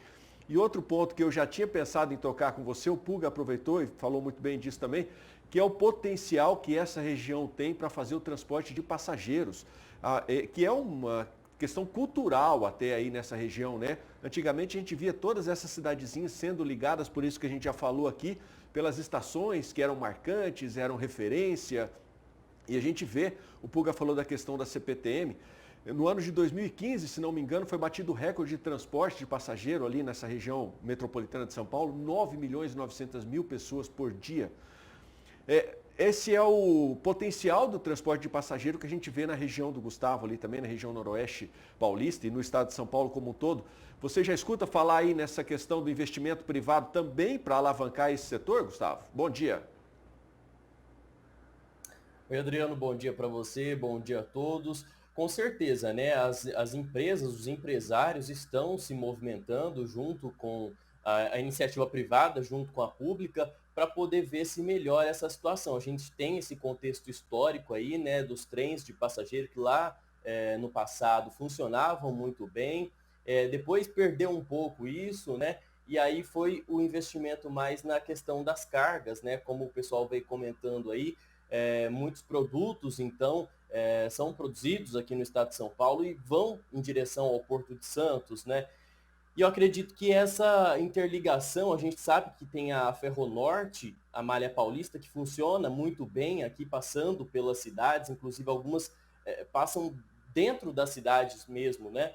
E essa interligação que vai haver entre a Ferronorte e a Norte-Sul, acho que vai possibilitar aí um escoamento maior da produção, né? Vindo de outros estados também. Só para a gente lembrar, então, a Norte-Sul, ela começou a ser construída lá na década de 80, no governo do José Sarney, e ela começou a ser construída lá no Maranhão, em Açailândia, e até chegar em Estrela do Oeste, que foi a parte ali que a gente mostrou, são 4.500 quilômetros de extensão, né, onde poderia já estar passando grande parte da produção, mas a gente vê que esse processo ainda está lento, né? É um projeto grande, por isso que ainda tem obras para serem executadas. E nesses 36 anos, então, a gente vê um processo muito lento dessa integração entre as duas ferrovias para poder escoar melhor a produção. Ela chegou ano passado, então, a Norte-Sul, aqui em Estrela do Oeste, na região de Estrela do Oeste, e como eu disse, então, ela vai ser interligada à Ferronorte, que corta todo o estado de São Paulo em direção ao Porto de Santos e a Mato Grosso do Sul. Lembrando que desde 2019 a Norte-Sul ela está concedida a uma iniciativa privada por 30 anos, né? E essa empresa ela vai pagar 2 bilhões e 800 milhões de reais ao governo federal, além de ser obrigada aí ao investimento de 5 bilhões de reais em mais 2 trechos, né, entre Estrela do Oeste e Panorama, também no estado de São Paulo, e em direção a Chapecó, no Rio Grande do Sul, em Santa Catarina, aliás, além do Porto de Rio Grande, no Rio Grande do Sul. No trecho que passa por Estrela do Oeste, a gente pôde perceber, conversando também com os empresários de lá, com o prefeito, a prefeitura já comprou um espaço, um terreno ali próximo ao local onde vai interligar as duas ferrovias, para possibilitar aí gerar empregos, gerar mais investimentos. O pessoal vai poder construir, então, ali terminais para realmente estocar, né, as suas produções e ser desovada por meio da ferrovia. Esse espaço, então, ele já foi adquirido pela prefeitura, está lá disponível, então, para as empresas, e a partir dessa integração, então, entre essas duas ferrovias, a gente vai ter aí um maior escoamento, né, maior quantidade de produção de produtos escoados por essas ferrovias dos estados do Nordeste, parte do Norte, do Centro-Oeste também do país, aos portos de Santos, em São Paulo, de Paranaguá, no Paraná, com ligações diretas aí também com o Mato Grosso do Sul. Valeu, Gustavo. Obrigado pela sua participação. E onde a gente tem muito essa questão também de ligações importantes com portos, é lá no Paraná, para onde a gente vai agora bater um papo com o Mauro Andrade, que também participou ativamente da produção desse material e vai trazer as informações de lá. Mauro, você tem visto também, tem notado essa questão dessa preocupação do investimento da iniciativa privada para fazer as coisas acontecerem com mais facilidade nesse modal ferroviário aí, aproveitando essa ligação com o Porto de Paranaguá também? Bom dia. Bom dia, Adriano. Bom dia aos colegas. Aqui no Paraná, a expectativa é muito grande. Agora, com essa autorização, novas autorizações que permitem o setor privado participar, construindo pequenos ramais, a short line, que eles dizem que trouxeram esse modelo de países onde isso já acontece e deu certo, como Estados Unidos e Canadá. Aqui no Paraná, considerando a fala do ministro Tarcísio, 9 pedidos de autorização já foram dado entrada, então isso demonstra que o setor produtivo está com uma expectativa muito grande. O Paraná, como todos os estados, e os colegas aí bem mostraram, não é diferente. Houve um abandono das ferrovias a partir da década de 70, né? Inclusive diminuiu a malha ferroviária no estado. E o setor do agronegócio foi o que mais foi prejudicado nesse modelo, porque o setor produtivo agrícola no Paraná se concentra em boa parte no oeste do estado, que está muito distante do Porto de Paranaguá e que hoje já conta com trilhos, né, lá de Cascavel, passando por Guarapuava, Ponta Grossa, Curitiba, desce a Serra do Mar até o Porto de Paranaguá. Só que essa malha, ela é ineficiente, ela está ultrapassada, ela não comporta toda a produção, porque o setor produtivo agrícola e pecuário aqui no estado do Paraná, ele se desenvolveu muito. Na última década, as produtividades bateram recorde, né? O Pacheco falou das produções lá do Mato Grosso. Aqui no Paraná, o Paraná é o principal estado produtor de proteínas animal. E isso exige... o estado tem muito agroindústrias que processam principalmente carne de frango, o suíno, e esse processamento exige containers refrigerados. Então, o Porto de Paranaguá é o porto brasileiro que fez investimentos nessa área para poder transportar e armazenar cargas refrigeradas da maneira adequada. O trecho que se fala aqui, que está bastante ativo, é a nova Ferroeste. A Ferroeste vai sair aí do Mato Grosso do Sul, Maracaju, vai descer a Cascavel, com um ramal até Foz do Iguaçu, de Cascavel a Guarapuava, de Guarapuava, Ponta Grossa, Curitiba até o Porto de Paranaguá. São mais de 1.200 quilômetros de trilho. Mas ainda, só para se ter uma ideia, de janeiro a novembro foi movimentado 53 milhões de toneladas nos portos do Paraná, Paranaguá e Antonina. Mas desse volume, somente 20% chegou até os navios pelos trilhos. Ou seja, 80% das cargas e do transporte das safras são feitas por caminhões, modal rodoviário, que é mais demorado, mais caro e que, todos nós sabemos, as estradas estão saturadas, pagando pedágios absurdos. Então, a expectativa é muito grande. A nova Ferroeste está movimentando aqui o setor produtivo. As cooperativas, a FECOPAR, a OCEPAR, já demonstraram que desejam a nova Ferroeste. O governador Ratinho Júnior já fez investimentos importantes para o projeto, tanto o projeto de engenharia como também o projeto ambiental, porque essa nova malha ferroviária, ela passa pela Serra do Mar, então isto exige estudos de impacto ambiental. Então foi feito um trabalho muito sério, foram mais de 2 anos fazendo estudos para que minimizem, né, os impactos que a ferrovia poderia criar aí na Serra do Mar. Então, Adriano, a expectativa é grande, todos aguardam que isso se movimente. A nova Ferroeste deve ir já para leilão na B3 em São Paulo no primeiro trimestre agora de 2022 e vamos aguardar. Temos aí a oportunidade de resolver um dos maiores problemas brasileiro, que é a questão da logística, o chamado custo Brasil, que as ferrovias certamente iriam diminuir, tornando os produtos paranaenses e brasileiros mais competitivos no mercado internacional. Adriano, é com você e um bom dia. Valeu, Mauro. Obrigado. Um ótimo dia para você também. Olha, eu quero só fazer fazer uma informação e uma correção. Primeira correção, agora há pouco eu falei dos transportes de passageiros, né? Me citei 9.900.000 pessoas por dia, não, é por ano, tá? Estou só corrigindo aqui.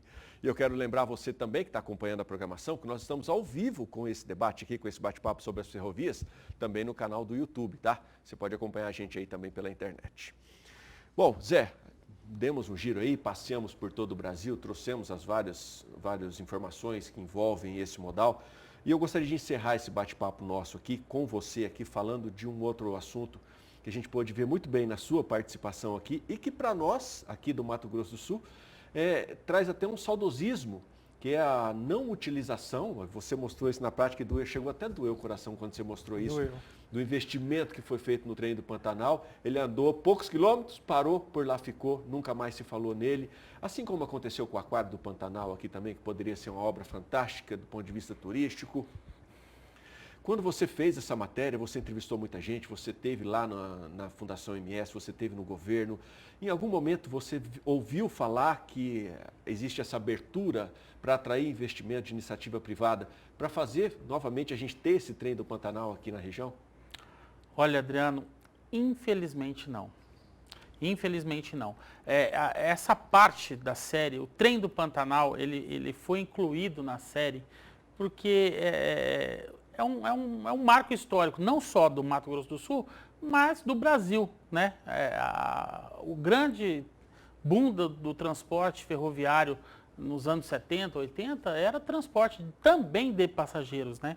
Então, por isso a gente quis falar também a respeito do trem do Pantanal, que todo mundo, acho que todo brasileiro já ouviu falar do trem do Pantanal.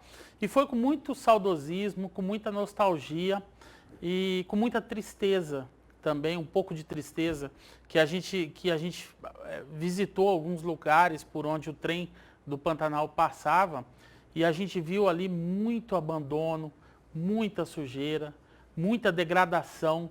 Então, é triste a gente ver uma ferrovia que poderia estar funcionando,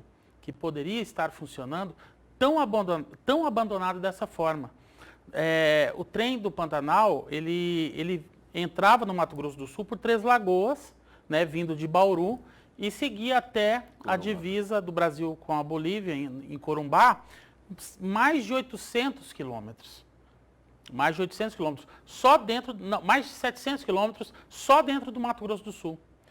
E tudo isso hoje, toda essa parte ali de Três Lagoas para cá, se encontra abandonada, se encontra degradada. Mato cobriu trilho, alguns lugares já não tem mais trilho, o que a gente pôde ver muito é destruição. Então, foi muito triste ver isso. Foram investidos, como você falou, em 2009 o governo tentou reativar o trem do Pantanal, como uma forma de atrair o turismo para o Mato Grosso do Sul. Porém, eu acho que faltou um pouco mais de investimento, faltou um pouco mais de pesquisa, faltou um pouco mais de divulgação desse trabalho do trem do Pantanal. Foram investidos 40 milhões de reais na revitalização, na compra, né, de novos vagões para reativar esse trem, porém ele rodou poucos anos, de 2009 acho que a 2011. Então, isso é nada. E a gente mostrou aí, a gente está mostrando agora aí, a estação do trem do Pantanal, que foi construído, onde foi investido todo esse dinheiro. Olha o vagão novo que foi adquirido. Você vê que ainda tem ar-condicionado ainda, e já nesses modelos split, né, que são atuais, totalmente abandonados. Isso aí, Adriano, ali dentro estava um mau cheiro, uma sujeira, um mau cheiro, sabe? Totalmente abandonado, degradado, no matagal aquilo ali. E aquilo ali custou dinheiro. E poderia estar funcionando hoje normalmente, poderia estar atraindo turistas para cá. O brasileiro sai e daqui, não atraiu, e aquilo morreu ali. O brasileiro sai daqui, vai gastar muitos euros na Europa para passear de trem de um país para o outro, né? E a gente tem aqui este caminho levando ao principal bioma aqui do Brasil, um bioma belíssimo, com um potencial, com uma beleza de natureza muito grande, e que isso atrai, isso está na moda. Falar em sustentabilidade, falar em preservação, falar em vida animal, está na moda. Então poderia ser muito bem aproveitado esse modal aí para fazer essa atração turística, para desenvolver esse setor econômico aqui do estado, principalmente, que é muito riquíssimo, que tem um potencial muito grande, que é o turismo. E me chamou muita atenção, sem desmerecer a participação dos colegas aqui com suas informações, mas me doeu no coração quando você trouxe essa parte do especial aqui, da gente ver como é que está esse trem.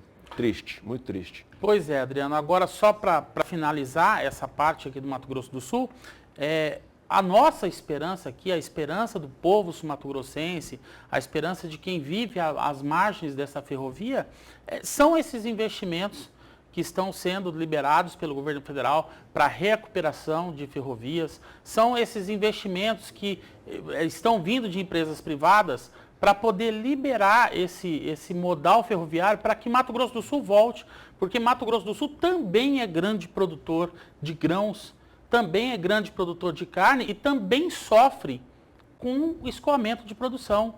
As rodovias nossas aqui, nós temos a 163 que foi privatizada e não funciona perfeitamente, mesmo após a privatização, e as outras rodovias nossas totalmente abandonadas também. Então nós temos também essa dificuldade de escoamento de produção e a esperança é essa. Na ferrovia, que já funciona aqui na região do Bolsão, e essa provável ferrovia que deve vir aqui, né, até Ribas do Rio Pardo, da Suzano, e também que deve ligar aqui Maracaju ao Porto de Paranaguá, lá como o Mauro bem falou. A esperança para o transporte ferroviário de Mato Grosso do Sul é essa. Bom, isso aqui é assunto para a gente conversar uma semana sobre ele, né? Nós nem falamos do lobby dos transportes, do lobby das rodovias, do lobby dos pneus, dos combustíveis e de um monte de coisa. Vai ficar para uma outra ocasião, porque o nosso tempo, infelizmente, já está acabando. Bom, eu quero agradecer demais a participação dos nossos colegas de todo o Brasil. São Paulo, lá o Puga participou com a gente. Obrigado, viu, Puga? Um ótimo dia para você. A gente vai conversar daqui a pouco ainda aqui dentro do Bom Dia. Quero agradecer muito também o pessoal, a Viviane lá no Rio Grande do Sul. Obrigado, viu, Viviane? Mauro também lá no Paraná, obrigado. Pacheco lá no Mato Grosso, Gustavo lá em São Paulo, obrigado. Uma ótima sexta-feira para vocês. Zé, e agradecer sua participação comigo aqui. Obrigado, viu? Obrigado a você, Adriano. Um bom dia aos colegas e um bom dia a todos. Legal. Bom, são 8 horas e 53 minutos. Eu vou para um rápido intervalo comercial. Logo depois, no próximo bloco, eu trago um alerta para você sobre o número crescente de notas falsas que está circulando pelo país. Fica por aí, volto já. 8 horas e 56 minutos. Bom Dia está de volta e traz para você imagens ao vivo agora da capital baiana, Salvador. Nesse momento tem um céu com muitas nuvens e a previsão de hoje deve ser de chuvas ao longo do dia por lá, com alguns períodos de melhoria. O volume previsto de chuvas é de 12 milímetros e a temperatura deve oscilar entre a mínima de 24 e a máxima de 30 graus. Vamos saber mais informações sobre o tempo nesta sexta-feira? Está na hora do Agroclima, as informações com a Renata Ferreira. Bom dia, Renata.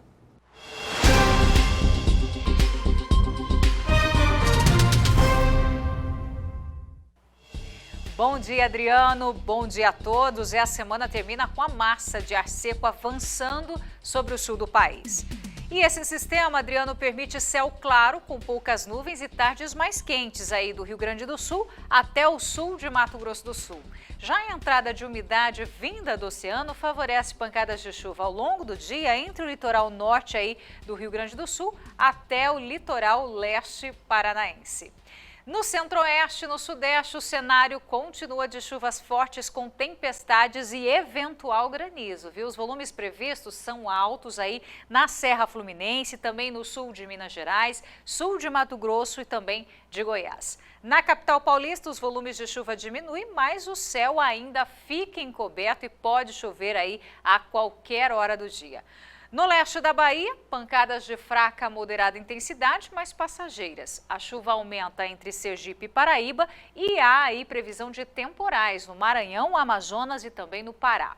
E, Adriano, o sistema de baixa pressão atmosférica aí na costa de São Paulo vai dar origem a uma nova frente fria a partir de amanhã, sábado. E por isso, os temporais aumentam aí no norte de Minas, Rio de Janeiro e também Espírito Santo.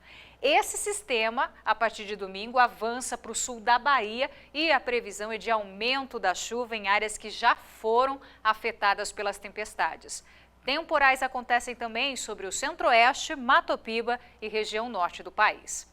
Adriano, daqui a pouco eu volto com mais informações do tempo. Até já!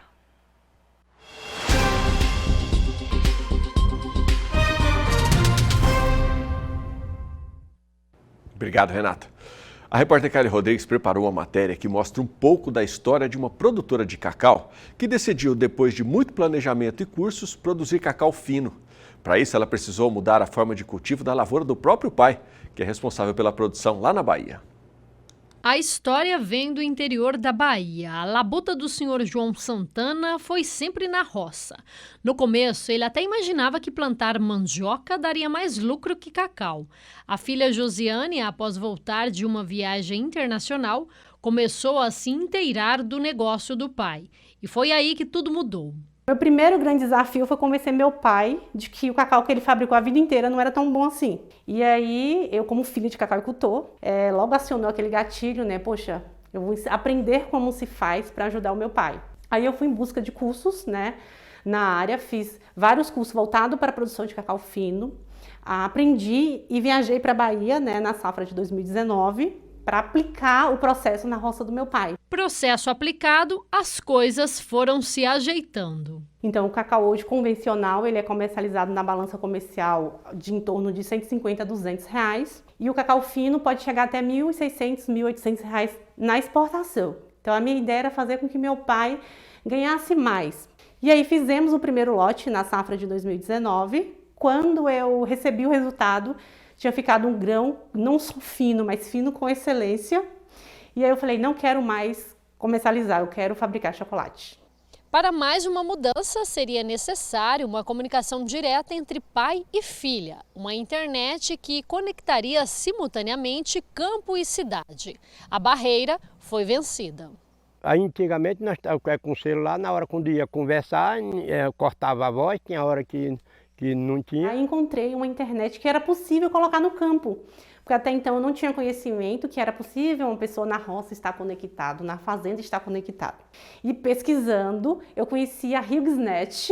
E aí foi uma emoção nossa, né? Porque aí eu tive que ensinar minha mãe também a mexer. E aí facilitou tudo, né? Eu voltei à esperança do cacau. Ela fica lá botando lá e eu fico lá botando para ela lá o cacau e tudo. No último censo agropecuário realizado pelo Instituto Brasileiro de Geografia e Estatística, IBGE, em 2017 foi divulgado que das 5 milhões de propriedades rurais brasileiras, 72%, mais de 3 milhões, não têm acesso à internet na propriedade. Por isso que ter ligação ao cenário tecnológico é necessário. Com o nosso serviço, ele tem um sinal e aí vende a sua produção, começa a ter um serviço de e-commerce, né? Graças à nossa internet. Ou, além disso, ele pode se qualificar lá na fazenda dele, né? na terra dele, sem precisar sair. Ou pode saber como é que estão as condições climáticas, ou a saca do produto que ele vende. Enfim, é um mundo de oportunidades que a internet leva e a gente fica muito grato em poder estar oferecendo isso para o Brasil e para o produtor rural. De Campo Grande, Kaile Rodrigues.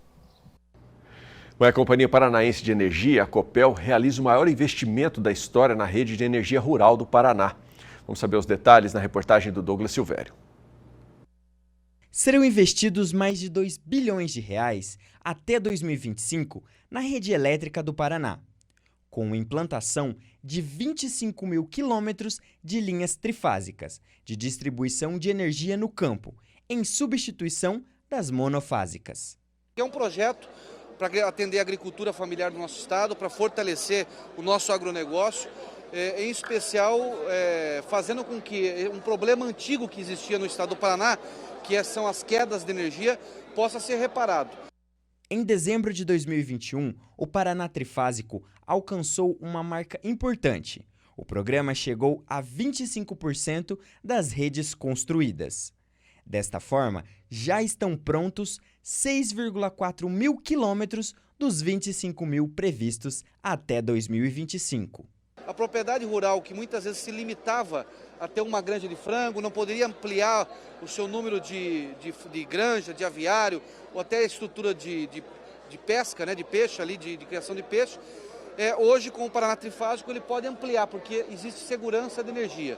Um dos problemas da região também sempre foi a queda de energia, né, que era recorrente. Nós assumimos o estado, a média de queda de energia era de 48 horas por ano, isso já baixou para próximo de 27 horas por ano, e a ideia é avançar com cada vez mais tecnologia e investimento da Copel para fazer com que isso possa chegar o mínimo possível para prejudicar, evitar esse prejuízo para os nossos agricultores.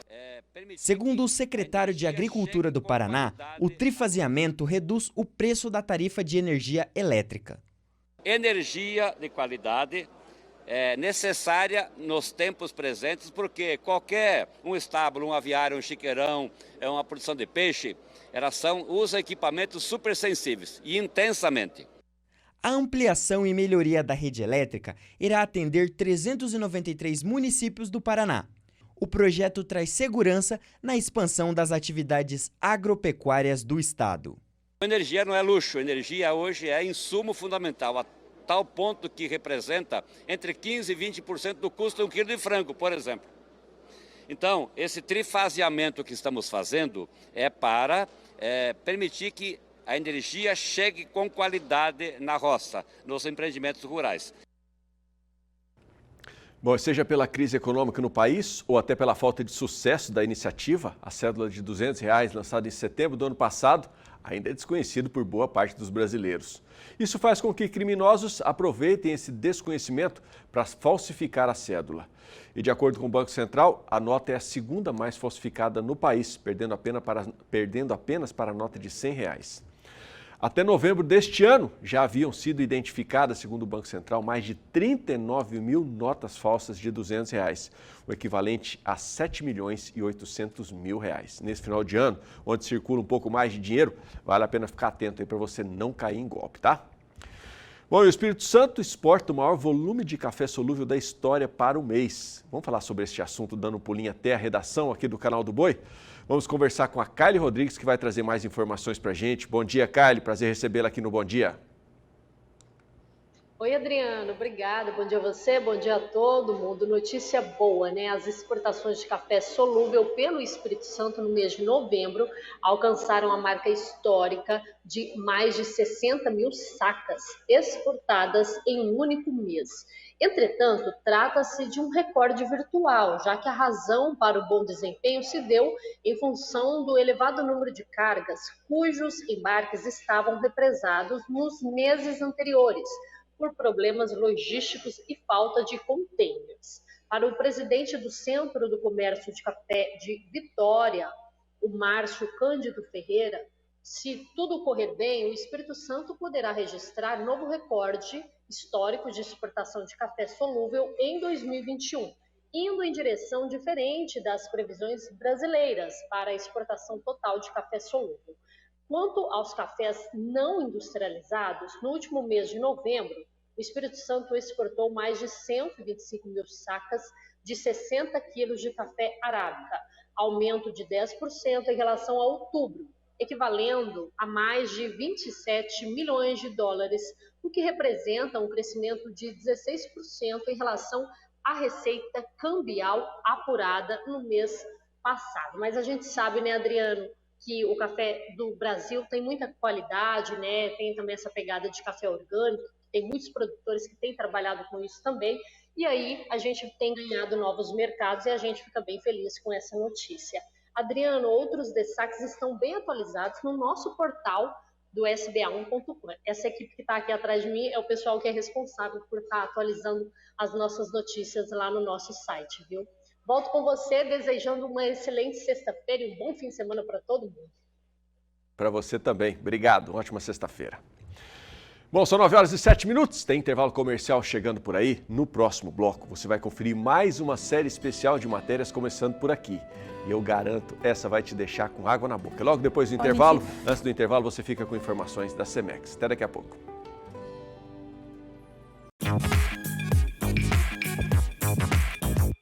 Ren Cartago, filho de Ren Sagres, em vaca Quarkicol, touro que vem da seleção da genética aditiva e grande destaque da safra C. Seus filhos são destaques nas centrais de coleta e inseminação e suas filhas são excelentes matrizes, eficientes, longevas e leiteiras. Ren Cartago é indicado para a produção de matrizes de qualidade para fazer a reposição do rebanho, destacando-se para a habilidade materna, stayability e características de carcaça, aol e acabamento. Touro destaque nas avaliações genéticas nos 3 programas da raça ANCP, PMGZ e programa Embrapa Gene Plus. 9h10. Bom dia, está de volta com informações para você agora do tempo em Belém, lá no Pará. Capital paranaense nesse momento está com o céu com muitas nuvens e a previsão de hoje, segundo o Climatempo, deve ser de sol alternando com pancadas de chuvas e possíveis trovoadas. O volume de chuvas previsto é de 18 milímetros e a temperatura deve oscilar entre a mínima de 24 e a máxima de 32 graus. Um ótimo dia para todos os paraenses ligados aqui na programação. E tem mais informações agora sobre o tempo nesta sexta-feira. Renata Ferreira.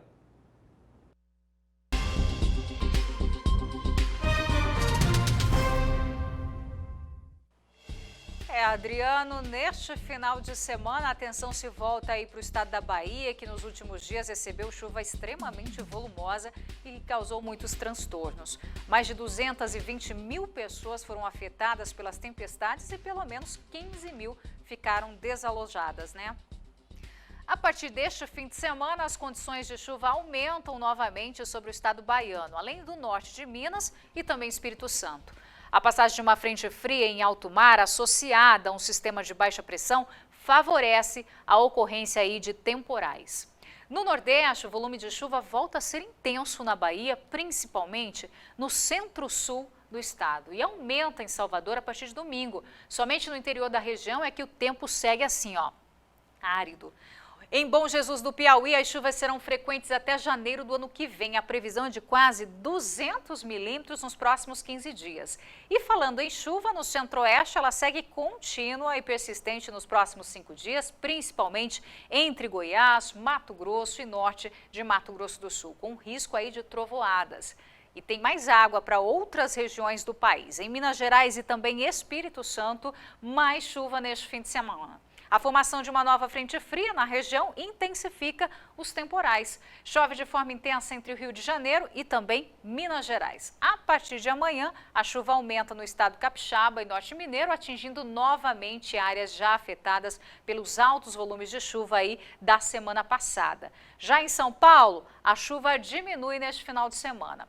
Em áreas produtoras de café Conilon, como é o caso aí de Linhares, no Espírito Santo, devem receber mais de 200 milímetros de chuva até o final do ano. O solo está encharcado e a falta de sol e a chuva frequente atrapalha ainda mais o escoamento das águas. E essa condição de muita chuva é geral, viu? Há manutenção dos altos volumes no centro e norte do país, consequência direta do fenômeno Laninha. A previsão é de aumento das chuvas em Rondônia, também Tocantins, além das demais áreas da fronteira agrícola do Mato Piba. Já na região sul, o cenário é oposto. Norte e oeste do Paraná, oeste catarinense e as áreas de fronteira do Rio Grande do Sul com a Argentina e também o Uruguai continuam com pouca nebulosidade, temperatura alta e nada de chuva significativa. Mesmo com o início do verão no próximo dia 21, a chuva não é significativa mesmo. A estação será marcada por chuvas abaixo da média e temperaturas mais altas que o normal.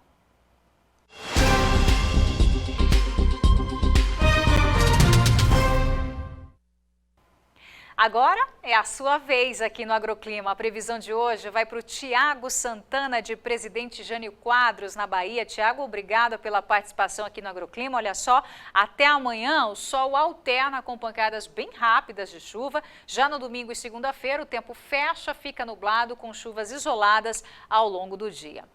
Essa outra previsão vai para o Sérgio Augusto de Pirassununga, São Paulo. Sérgio, agradeço também a sua participação. Olha só, hoje temos chuvas rápidas por aí, amanhã o sol alterna com pancadas e no domingo e segunda-feira o tempo volta a ficar mais firme, sem previsão de chuva.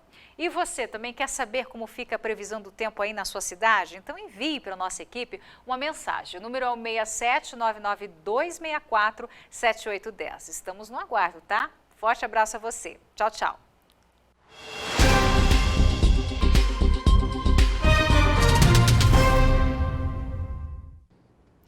Bom, e a partir de hoje, você vai acompanhar aqui no Bom Dia Produtor mais uma nova série de reportagens especiais que serão exibidas sempre às sextas-feiras. Hoje nós vamos mostrar como o agro está dentro da nossa casa, na nossa cozinha. Você vai ter receitas especiais de pratos que comprovam a importância da segurança alimentar garantida pelo agronegócio e as delícias da cozinha brasileira. Em todas as reportagens, uma oportunidade a mais de saborear a qualidade dos alimentos produzidos no campo, além de apreciar a arte de cozinhar e aprender um pouco mais. Você já ouviu falar no prato chamado caribeu? Se é pantaneiro, não tem dúvida que sim, pois é uma comida típica do Pantanal. E você vai ver a partir de hoje, né, começando essa série especial aqui, A Rosa Cabral descobriu uma história bem interessante, que é a união de uma família e amor pela culinária, onde todos se ajudam. E o anfitrião da reportagem é exatamente o Caribeu. Acompanhe essa história na estreia do quadro Tá no Ponto.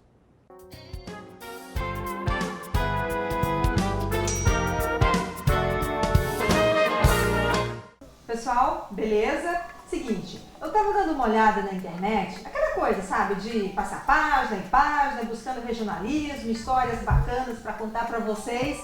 E aí, sabe o que aconteceu? Eu dei de cara com esse youtuber aí, dá uma olhada.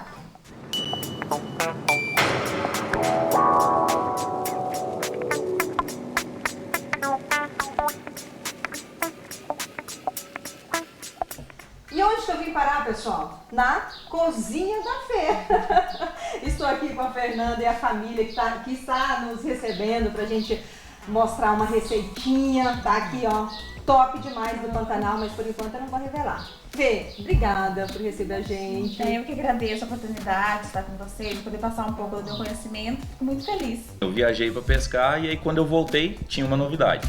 Papai, vamos fazer um canal de comida. Eu falei, ótimo, beleza, né? Aí eu viajei de novo, saí, não sei agora esses dias. Papai, nós vamos aparecer no canal do Boi. Eu falei, ó, toda vez que eu saio aparece alguma coisa diferente, né? Eu sempre fiz na escola vários projetos de filme, vídeos, então eu já tinha uma noção, assim, de como editar, né, no aplicativo. Quando a gente teve a ideia, eu falei, eu posso me arriscar nessa, né? Vai que eu consigo editar, eu gravo. E eu gosto muito de estar atrás das câmeras. Hoje eu tô me arriscando aqui, tô na frente, mas eu gosto muito de gravar, de tirar foto, de editar. A gente ficou muito em contato, né, com a cozinha na pandemia. A gente começou o canal há 1 ano e meio, por aí. 1 ano. Então a gente teve muito contato com a cozinha e por causa disso eu decidi fazer gastronomia também, igual a minha mãe. Uhul! Sério? Porque eu acho que você seja jornalista. Não. Não, eu já tive a minha época de querer aparecer também na TV, mas... Jornalista não. O canal, assim, agregou não só pra minha mãe, mas pra mim, pra minha irmã, pro meu pai, pra todo mundo, sabe? Cada um pegou uma parte boa disso. Eu administro o Instagram, faço a parte da publicidade, os posts, né, os stories.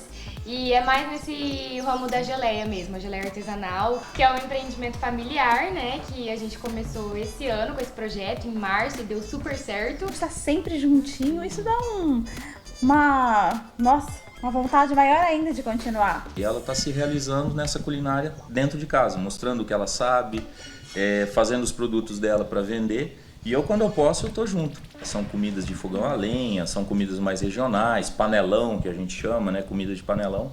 E aí eu sempre tô por perto para ajudar. E é sempre um prazer, é sempre muito divertido. Às vezes dá algum arranca-rabo, a gente corrige. É um que quer salgar, um que não quer. E aí acaba a receita saindo bonitinha.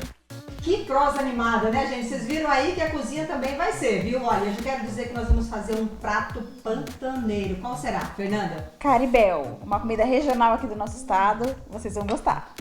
Fechou? Bora pra cozinha! Fê, com relação aos ingredientes, o que a gente tem nessa receita? Bom, a gente vai precisar de 1,5 kg de carne de sol, a mesma quantidade de mandioca, 1,5 kg também, uma cebola grande, alho a gosto, eu coloquei 1 colher de sopa. Eu uso banha, eu gosto de usar banha de porco para fazer a fritura. Mas você pode usar, a pessoa pode usar a gordura que ela desejar, azeite, óleo, enfim, o que ela quiser. Cheiro verde a gosto. Uma cerveja, essa cerveja vocês vão ver que legal a hora que ela entra. Ela tem um segredinho, tem um porquê dessa cerveja. Sal e pimenta do reino a gosto. Agora, por exemplo, eu tô vendo aqui que tem uma mandioca picadinha aqui reservada, né? É importante esse detalhe na receita? Sim, totalmente. É o pulo do gato. Porque... Não conta por quê? Não, então tá bom. Depois. Na hora certa eu vou contar pra vocês. É o pulo do gato dessa receita, é essa mandioca bem picadinha. Panela bem quente. O legal da banha de porco é que ela já começa a cheirar, né? Cheirinho, O que você precisa agora? A carne agora. Vamos lá, a carne. Agora a carne. A carne de sol é uma carne que ela é manteada. Pega um pedaço de carne da sua preferência, lagarto, colchão duro, colchão mole, manteia. E aí tempera. não com muito sal, porque a carne de sol não é salgada. O charque é uma carne salgada. Tempera, pendura ela, normalmente ela chama carne de sol, mas não fica no sol, normalmente no sereno, de um dia para o outro, até você perceber que ela já está no aspecto de carne de sol mais seca, e aí depois tira e armazena e está pronto para uso. E qual foi esse corte que você usou? O corte dessa carne foi manchada, foi meu marido que foi comprar. Qual carne? Hoje nós vamos de contrafilé e coxão duro. São duas mantas diferentes, a gente juntou, mas a carne de sol feita com essas peças fica maravilhosa. O propósito desse prato justamente é o sabor da carne de sol, né? Até por conta da origem do prato, né? Que ele tem uma origem indígena, então assim, os povos indígenas tinham o costume de fazer as carnes secas, né? Por conta disso, o prato surgiu com a mandioca e com a carne de sol. Inclusive muito usada nas comitivas, né? Bastante. Por se tratar de uma carne fácil, de fácil transporte, e a mandioca também, que é bastante encontrada em todo o Brasil, na verdade, se encontra mandioca, né? As comitivas acabaram adotando essa comida como um prato deles. É um prato fácil, rápido de se fazer e prático de se transportar também, né? Mas são poucos ingredientes, né, na receita, é uma receita nutritiva, é uma receita que rende, né? Então não precisa de refrigeração no transporte dos ingredientes. Então acabou sendo adotado. Caribel adotado nas comitivas. Viajando pelo estado, né, o carro passa no meio da comitiva, é a coisa mais linda de ver. Eu nunca participei, mas já vi passando dentro de uma comitiva nas estradas aqui do Mato Grosso do Sul, que é muito frequente. E o berrante, que bonito que é, né? É muito lindo, vai um na frente, vai os batedores, é muito bonito de ver, é emocionante mesmo ver uma comitiva. É cultura de Mato Grosso do Sul. E como é que tá aí, Fê? Vou colocar a cebola agora, que tá no ponto. Agora a gente vem com o alho e com a cebola.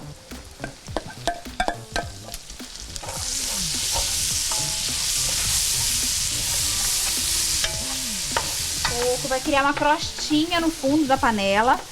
E aí a gente vai explicar o porquê da cerveja. E se a gente coloca a cerveja gelada dentro do preparo que está quente, a gente vai acabar diminuindo a temperatura da panela, e não é o que a gente quer. A gente quer que continue quente e continue cozinhando. Então a cerveja natural. E qual é o papel da cerveja aí no prato? Tá vendo essa crostinha aqui embaixo, ó? Vai criando uma crosta. A cerveja, ela vai fazer com que solte toda essa crostinha da panela, dando cor e sabor ao prato. Ó.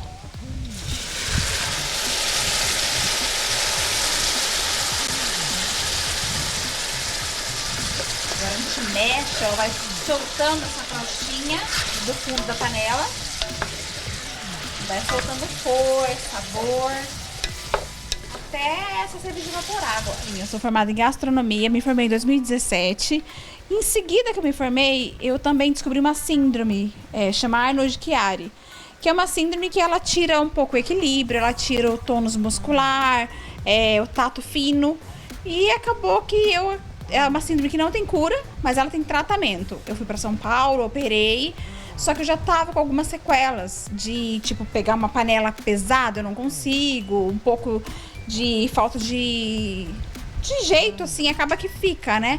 E aí, com isso, por isso que eu fui me reinventar, eu não conseguiria me inserir no mercado de trabalho. Aí eu fiquei pensando, o que eu vou fazer para eu conseguir, de alguma forma, exercer minha profissão? Daí veio a ideia do canal do YouTube, que lá eu consigo passar um pouco do meu conhecimento. E depois, posteriormente, veio a ideia das geleias também, que daí é no Instagram, cozinha_da_fer, que lá eu sou empreendedora no ramo de geleia artesanal. E assim eu tô conseguindo exercer minha profissão, feliz da vida. E dentro de casa, olha que delícia, na cozinha. Exatamente. Agora a gente vai pra mandioca, essa aqui, ó, que tá moidinha. Moída não, é picada bem pequenininha, como se fosse moída. Então daquele 1,5 kg de mandioca, meio quilo eu cortei dessa forma. Vamos saber por quê. Entra nessa parte do processo. Porque essa mandioca que tá bem picadinha, misturada com a carne, antes de entrar a mandioca que tá maior, ela vai se dissolver, vai desaparecer, fazendo com que o caldo fique grosso. Se eu colocasse só a mandioca inteira, o caldo não ia ficar do jeito que a gente gosta, que é um caldo bem, como diz aqui, engomado. A gente coloca a pimenta do reino. Quem não gostar não tem problema, mas é que aqui em casa a gente adora. Dá um gostinho especial. Moída na hora, então, faz toda a diferença. Aqui picado em tamanho maior, 1 quilo.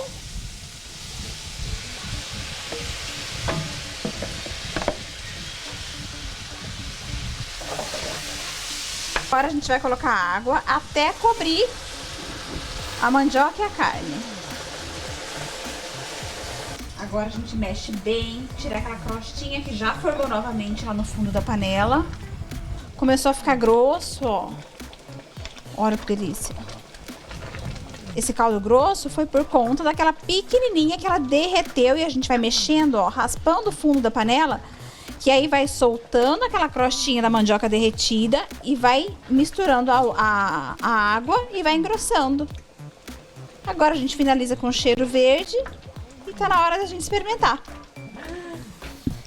Partiu sofrer. Partiu, tá no ponto.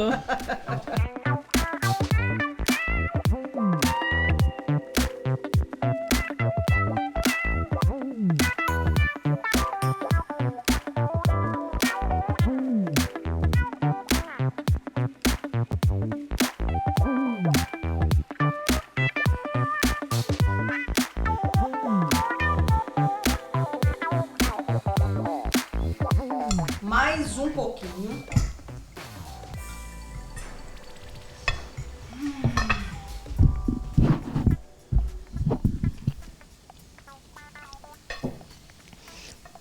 E aí? Tá no ponto. Que bom. Olha, aqui nos bastidores das gravações, nós ficamos sabendo que o seu José Antônio, que é o pai da Fernanda, gente, ele é encantado pelo canal do Boi. Então eu falei, eu não posso encerrar sem mandar um beijo pro senhor, seu Antônio. Que isso, né? Olha, próxima vez que a gente voltar aqui, queremos o senhor aqui. Diz que o senhor é parpiteiro. Vamos ver que receita que o senhor manda pra nós, né? É mesmo. E aí, o que a gente combinou pra ele? Oh! Beijo, seu Antônio. Tchau.